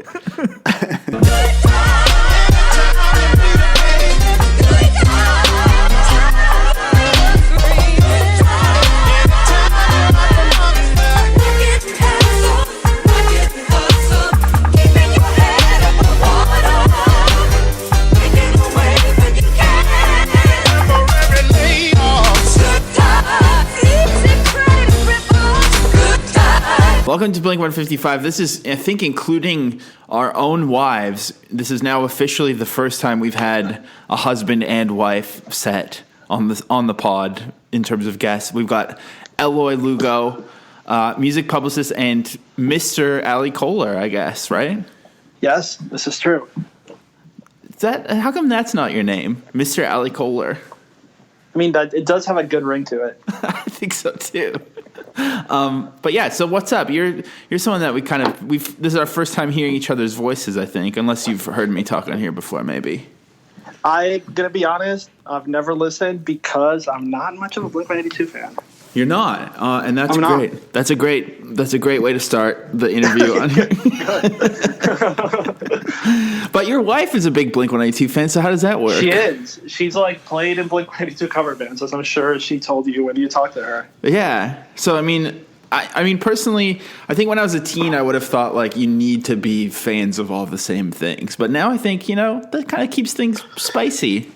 Yeah. It was just like at the time that they became popular, I was like into like NoFX and Epitaph Records and stuff like that. So I was like, Blink-182 is not punk. So I like never really gave them a fair shot, I guess. And now I feel like I'm too far gone to start getting into Blink-182 now. Yeah, it's too late. So that was like your punk phase. Was you were into like Epitaph stuff? Kind of, yeah. Amazing. Tell me about your punk journey. I grew up in Puerto Rico, and I had this friend in high school that introduced me, I guess, to like NoFX and the Fat Records and Epitaph stuff and like Punkorama compilations and stuff like that. Hell yeah. So that was kind of my entry point, yeah. And then I guess I assume since you're a music publicist, but not for dudes in board shorts, you somehow grew out of that. Yeah, I as most people do, I think. What happened? It just like it stopped being interesting to me. Right. I'm envious of that feeling. Yeah, the lyrical content is just like it feels very geared towards like teenagers, Right. So it's like hard to reckon with that as an adult. Fair. Particularly Blink-182's lyrical content. But okay, I mean, we're gonna get to it in a second. But the main reason I wanted to talk to you is because you're probably the biggest Adam Sandler fan in the entire world. And I feel like Adam Sandler and Blink-182 are these two parallel cultural properties, similar in so many ways, and yet rarely do the two ever cross paths. That is interesting. I think you have a valid point there. Why do you? Is there just room in each person's heart for only one sort of man baby property? That's also a fair point. I think that's true. And I chose mine early on. You chose early on. I mean, There's so many things. The outfits are similar, we'll get into it, but first I just want to ask. I guess you don't care about Blink-182, so this probably is an especially annoying song. But I guess if you have a skate punk backdrop too. First of all, have you ever seen the TV show Good Times? Because neither of us have watched that show. I have never seen it either. It's just like very much not on my radar. I guess it played on like Nick at Night and stuff, but that wasn't the style of Nick at Night that I was into.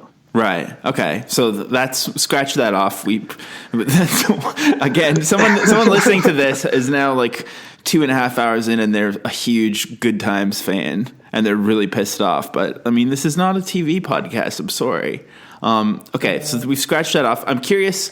I guess let's get into your Adam Sandler fandom because that's kind of Sure. I want to talk about the Adam Sandler. I want to talk about the Safdie brothers and their sort of weird relationship with Good Times, which seems to keep popping up. But first off, I mean, tell the people they need to know the extent of your fandom, which is ultimately the year of Sandler. Yeah, I guess that is it's hard to top that. I watched an Adam Sandler movie every day for an entire year. Kind of like a self-imposed endurance test / celebration of Sandler's filmography. Right. Had some ups and downs, but ultimately I think I came out the other side probably a bigger fan than I was before I went in. So you like this is not a joke. He literally did. He documented it on Twitter, and I feel like there was a lot of days where you watched multiples too, or like you did like bonus for yourself. Bonus punishment. It happened a couple of times. There was one time where it was like, I think it was the anniversary of Punch Drunk Love being released, so I watched that every day for a week. And then I was in New York while that was happening, so I like met up with a bunch of friends who were like, we want to watch a movie with you. So I was like, well, if we're going to watch a movie, we shouldn't watch Punch Drunk Love. We should watch Jack and Jill. So I doubled up that day, and then I also host a 24-hour Sandler movie marathon every year in January called SandlerCon. And we did that while I was doing the year of Sandler. So when you did an Adam Sandler marathon, you weren't like, oh, I can save up, now I can take a week off later on. I've banked these vacation days. I could have, but I didn't. I mean, I was very strict about the rules that I created, which I could have bent if I wanted to, but I was like pretty set on doing it how I envisioned it initially. And doing that, I think I found very relatable because I do a Blink-182 podcast every single week, and we've never missed a week. Even if it's like the week of Christmas or whatever, we've made sure get it done. Every Friday we're talking about a Blink-182 song for many hours. So how many have you done at this point? I mean, we're into the 130s right now, I think. Wow. So this is our final year unless they release a shit ton more tracks. But I find this kind of like painfully thorough examination of something, we find at least that we are finding new levels of like meaning and depth. Like, did that happen to you with Adam Sandler? I mean, it happened in the sense that like my brain started like seeing stuff differently. Mm-hmm. Like I started noticing patterns and stuff, which sounds crazy, but there's like a lot of like repetition in his movies and a lot of like characters that show up in multiple movies and lines that get repeated a lot. That's what's happening to me with Blink-182's cover of Good Times and the Safdie brothers. I feel like I have like one of those Charlie Day bulletin boards with strings everywhere or whatever. Yes. So like they named their movie Good Time. And that was one thing. I was like, oh, that maybe that we could stretch to talk about that. But then Uncut Gems came out with Adam Sandler, and the guy from Good Times like is in the building. He lives there. Yes. The Julia Fox lives in, and there's a part in the movie where Adam Sandler says, "What the fuck is with this 155 shit?" So I mean, that's how I was just like, I see it everywhere now. I'm losing my mind. Wait, is that really in the movie? Yeah. It's when the gem is in the auction catalog. Like, he's like, what the fuck? Wow. So, I mean, I'm starting to understand. I'm starting to understand what it feels like to just be absolutely insane and seeing patterns everywhere. But I guess, and I do want to talk to you about Safdie Brothers, but we still got to work up. We got to work through Adam Sandler. My next question for you about Adam Sandler is like another thing that's parallel for us is, as we go so deep, we really have to work through some of the things that like do not at all work in today's. Do you mean like the Good Times cover? No, not in that sense. Well, I mean that maybe partially, but like the things that are just like so offensive by today's standards, singing "I Need a Girl I Can Train" or whatever. And obviously, Adam Sandler has plenty of that, but even more recently, like The Ridiculous Six. Like, how do you sort of confront these darker sides of the Adam Sandler filmography? Well, yeah, there's a lot of stuff that you can like excuse with like being like, oh, those were just the times. But then there's stuff that's like, maybe that wasn't wasn't the move. Especially the Ridiculous Six is a particularly harsh one. It was the 2010s. No one knew what. But I think it's kind of like also there's just like rich guys who no one ever pushes back, obviously. Yeah, I guess he's one of them. I feel like, have you watched his stand-up special? I did, yeah. I feel like that is like very inoffensive, and there was like you keep waiting to be like, oh, when is he going to say something that's like going to be a bit much, but it never happens. So I feel like maybe he learned his lesson after the Ridiculous Six. I think so. I mean, one can only hope. Yeah. But then while you were doing the Year of Sandler, you met him like multiple times, right? I met him twice. Yeah, I went to see him perform, and he was like having dinner in front, like in the place that's like attached to the theater. Just like, having a casual dinner with Paul Thomas Anderson and Judd Apatow and Wayne Fetterman and a bunch of other people, just like sitting outside in front of like the marquee that has his name on it. But then like after he was done, I was with my wife and I was just like, I'm going to take a walk around the block. Like I can't just stand here and pretend like this is normal. Right. So I like took a walk around the block, came back, and they were like wrapping up. So I was like, okay, at least I don't have to stand here for too long and just like pretend like this isn't happening. But then he walked down the line and like thanked everyone for coming and took pictures with everyone. Oh my God. He's so cool. Which is just like, he's the fucking greatest. Who does that? And wait, did you ever tell him about the Year of Sandler? I didn't. I did tell him that I was like a massive fan, and I did tell him that my wife and I had the first dance at our wedding to Grow Old With You from The Wedding Singer. But I didn't fully. I didn't want to like scare him off, Yeah, because like the hope is that eventually somehow you become best friends, right? Of course, of course. Yeah, I know that exact feeling. Which will be hard to do at this point. I have like a pretty intense memorabilia collection that probably seems like something that a serial killer would have, but yeah, I don't know that we'll ever get there, but one can hope. I don't know if I ever told you this, but one time I was at the food court at the Grove in Los Angeles with some friends, and Adam Sandler like walked by with his family. And I was think you did tell me. I think you showed me a picture. I snuck a photo of him, but I was like so tempted to ask for a photo with him. But the people we were with were like LA people, and I was just gotcha. I didn't want to embarrass myself by getting too excited about a celeb in front of LA people. But I mean, it's Adam Sandler. Yes. I know I fucked up so badly because he was even wearing one of his like patented Adam Sandler outfits. Like of really. Course. But that's the other thing is like you've kind of put in the time in the trenches of loving Adam Sandler for a time when it was like deeply uncool. And I feel that you are kind of in the same way that I feel like I'm a Blink-182 gatekeeper. You're an Adam Sandler gatekeeper. And now there's all these new fucking people here. And not to mention, I know you also have very good taste, truly, in cinema. And so now there's kind of like the new world cinephiles and these new Adam Sandler chancers, like gentrifying your territory. How does it feel? It's like slightly annoying, but it's also, it feels pretty validating to be like, see, I told you, motherfuckers, he's been good this whole time. Like, he's not just good when he's put in the quote-unquote right director's hands. He's, like, always pretty good. Even if you think that the movies aren't great, his acting is always pretty solid. He's always carrying the worst possible movies. Yeah, that's just like a testament to how good he is. Yeah. So you're still you're kind of like, you're taking the optimist approach where you're like, well, more to Adam Sandler is good no matter what. Whereas I'm just sitting here like, if I see, because I also personally think that Uncut Gems just wasn't as good as Good Time. And so I'm already feeling the hyperbole is getting to me. And then also everyone's like, oh, Adam Sandler's actually good. And it's just kind of really making my blood boil.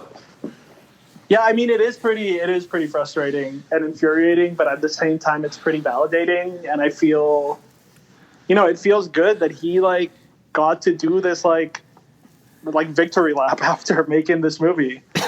And like the New York Times did a profile on him, which like would never happen. Yeah. And so do you think he's just cool now?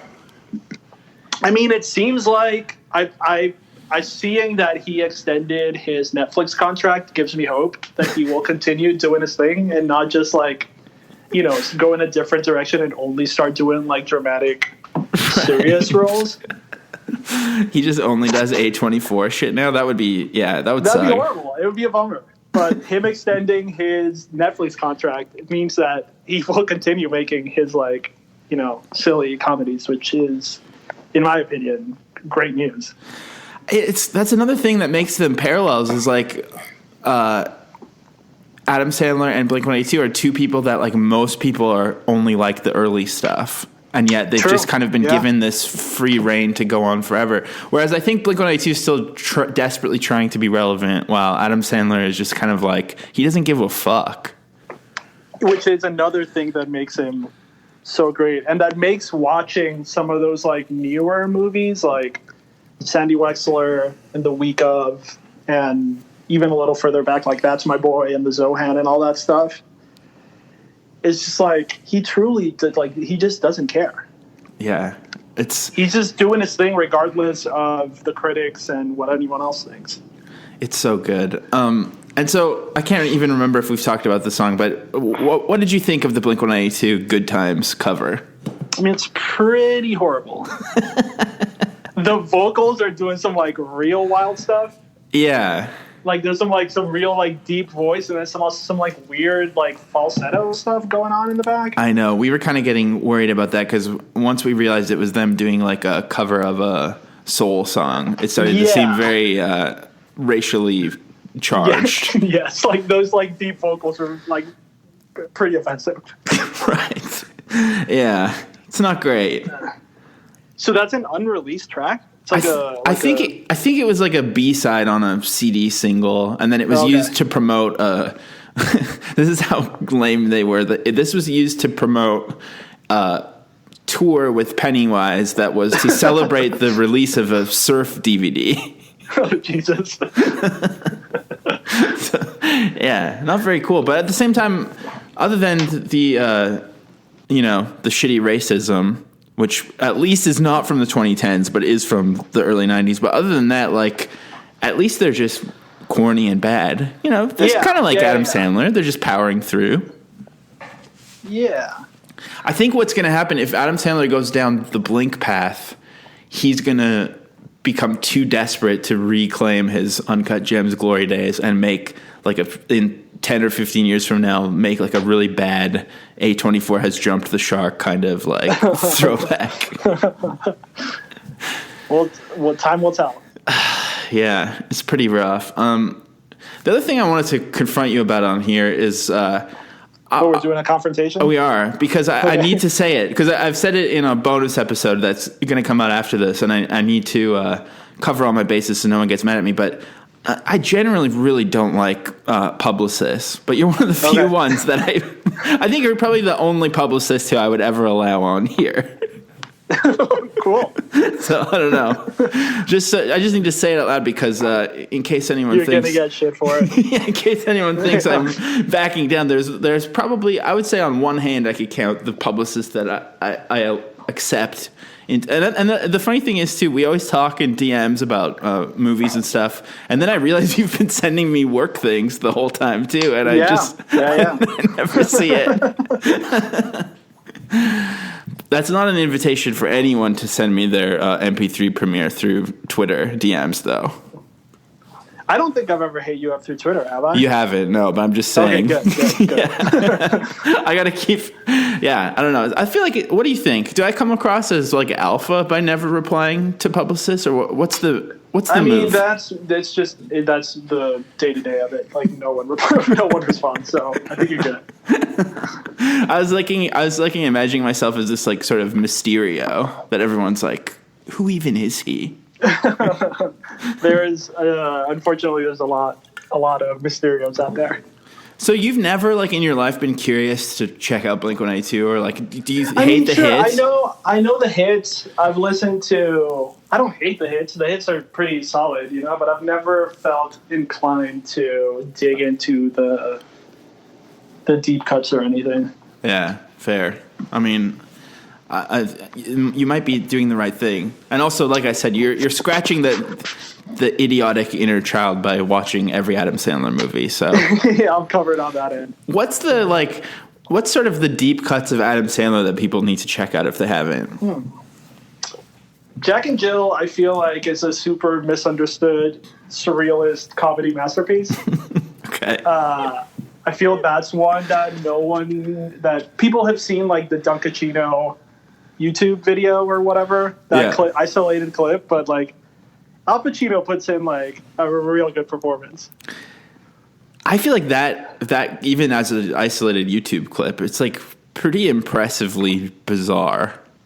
He's just like so deadpan in that role. Like he takes it like he's playing himself, but he like plays it like he would any other character. So it's like particularly surreal to watch him play that role.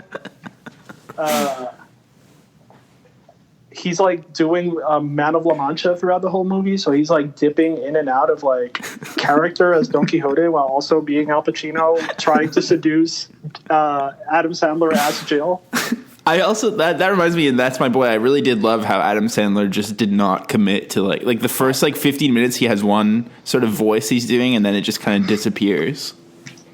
Yeah, that's another one that I love. I feel like That's My Boy is a real good recent one. It is. I remember watching it and being like, "Oh, well, obviously it's not going to be an incest thing at the end," and then it like straight up was, which is very The classic Blink-182. line. Yeah. The classic line: "Adultery is bad, but incest is fucked up." Unbelievable. Sandy Wexler is one of the newer Netflix ones that I really, really love. It's a bit longer than it should be, but it's really solid. I remember watching that one, and it did seem like it has a lot of heart. It does, yeah. That's, Which I feel like is also what he excels at, is like silly, balanced with heart. he's just like a big hug of a man. Yes, absolutely.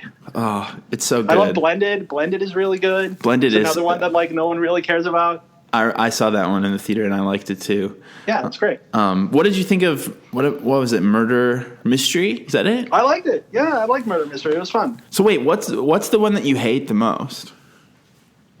Going Overboard, his like first one is like pretty unwatchable. I don't know if you're familiar with that one. I know. I can picture like the VHS cover, but I've never seen it. It's like pre-Airheads, Billy Madison. It's not very good. You know what? Dude, have you seen Heavyweights? The Stephen Brill movie? No, I haven't. I think I've seen it on TV, like maybe on TBS or something. Okay. Yeah, there's this character in the movie called Lars in Heavyweights, and he is in Going Overboard. We watched for the first time ever over Christmas. We watched Mixed Nuts with Steve Martin. Yeah, and I'd never seen it before, and it's like it sucks for sure, but it's also like really good. But it's also like super watchable, and Adam Sandler's amazing in it. It's got that great song. It's so good. Is it Liev Schreiber that's in that movie also and plays like a cross-dresser or something Yes, like exactly. that? I think it was. It's been a minute. It was his first ever role, actually. Oh, wow. Yeah, I don't know. That movie's like terrible, but so watchable. Yeah. Which is a great feeling. How did you feel about Uncut Gems? I'm like the wrong person to ask. I'm like extremely biased. So, in a positive way? Yeah, I mean, I've loved the Safdie brothers for a long time, too. I, like, watched The Pleasure of Being Robbed when that came out on DVD because I was, like, going through, like, a very intense mumblecore phase. Okay.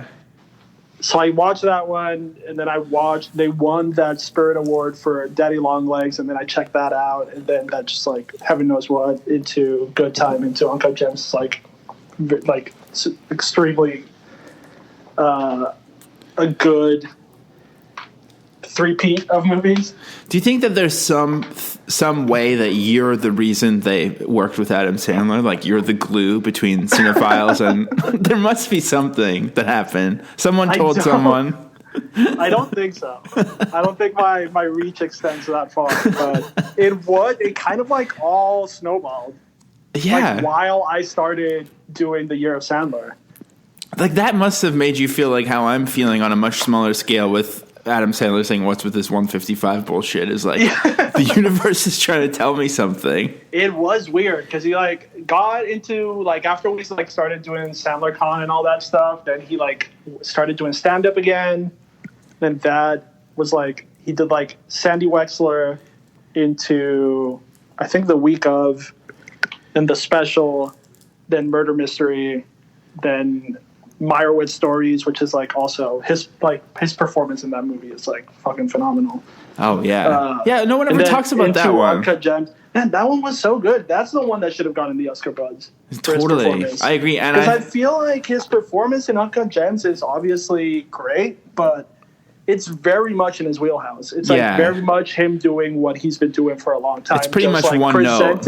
Yeah, it's presented in a different context, so people are allowing themselves to take him seriously as an actor. But it's like pretty similar to what he's been doing for forever.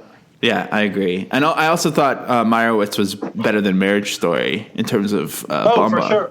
Yeah, I think Meyerowitz Stories is his best movie. Not just because Adam Sandler's in it, but also probably a little bit. But so you're like that patient. You're not getting annoyed when you're seeing "This is how I win" every like 3 tweets. I have the phrase "This is how I win" muted on Twitter. Like, I wish that there was a filter to mute the image as well. Right. It's a bit much. It's a bit much. People are saying like it's the best fucking movie I've ever seen. Also, the other thing I found was weird is like everyone's saying how stressed they were during Uncut Gems, and I was like, I guess kind of stressed, but I don't know. Am I just like really anxious all the time? I feel like that last basketball game scene was like very stress-inducing. It was. Other than that, I feel like the build of stress in Good Time is higher. Totally. Than it was in Uncut Gems. And I think that my favorite of theirs might be Heaven Knows What. Okay. Yeah. That one's pretty sick too. But there's no celebs in it, so I don't know. True. Although Caleb Landry Jones isn't it. That's true. Yeah. What happened to Buddy from Safdie Brothers movies? I don't know. I think that maybe they like big timed him when Martin Scorsese and whoever else produces Scott Rudin or whatever. Well, like Safdie Bros are definitely like normie at this point, right? Like they're just like hanging out with like Instagram celebs. Yeah, and Instagram. I mean, I still love them. I will watch anything that they do, you know? Yeah, it's true. But, yeah. Okay, well, I think I've worked it out with you a little bit, some more of the Adam Sandler Blink-182 parallels. I don't fully feel like I've unlocked whatever the universe was trying to tell me yet, but I'm going to keep that searching. That 155 Uncut Gems drop is like pretty insane. Right? And then I didn't make that connection, but that's like pretty crazy. I mean, come on. Adam Sandler, come on the pod. Do you think he likes Blink-182? Like, he only likes, like, kind of Bruce Springsteen or something, right? I think he's, like, a classic rock guy for sure. Yeah, fair. I mean, that's just, like, that kind of explains his general swaggerlessness. Yeah. Well, Eloy, is there anything that you want to plug? You want to plug your entire roster? No. I want to plug Adam Sandler. Go see Uncut Gems again. Go see Hubie Halloween when it comes out. Is that getting you theatrical, or is it just Netflix? Probably just Netflix, I would assume. But, yeah. Watch that. My friend Chris, who I met through this podcast, he showed me Grown Ups 2 a little while ago, and that movie was really good, too. Oh, man. It's, like, such a crazy movie. It's really good. It's like a live-action Looney Tunes or something. Absolutely. All right, well, we've plugged Adam Sandler. Is there anything else you want to add? No, it was good talking to you. Thanks for having me. Fucking Christ. Hello, Anne. Can you ask I'm her down how here with this Howard fucking Ratner. 155 bullshit happened?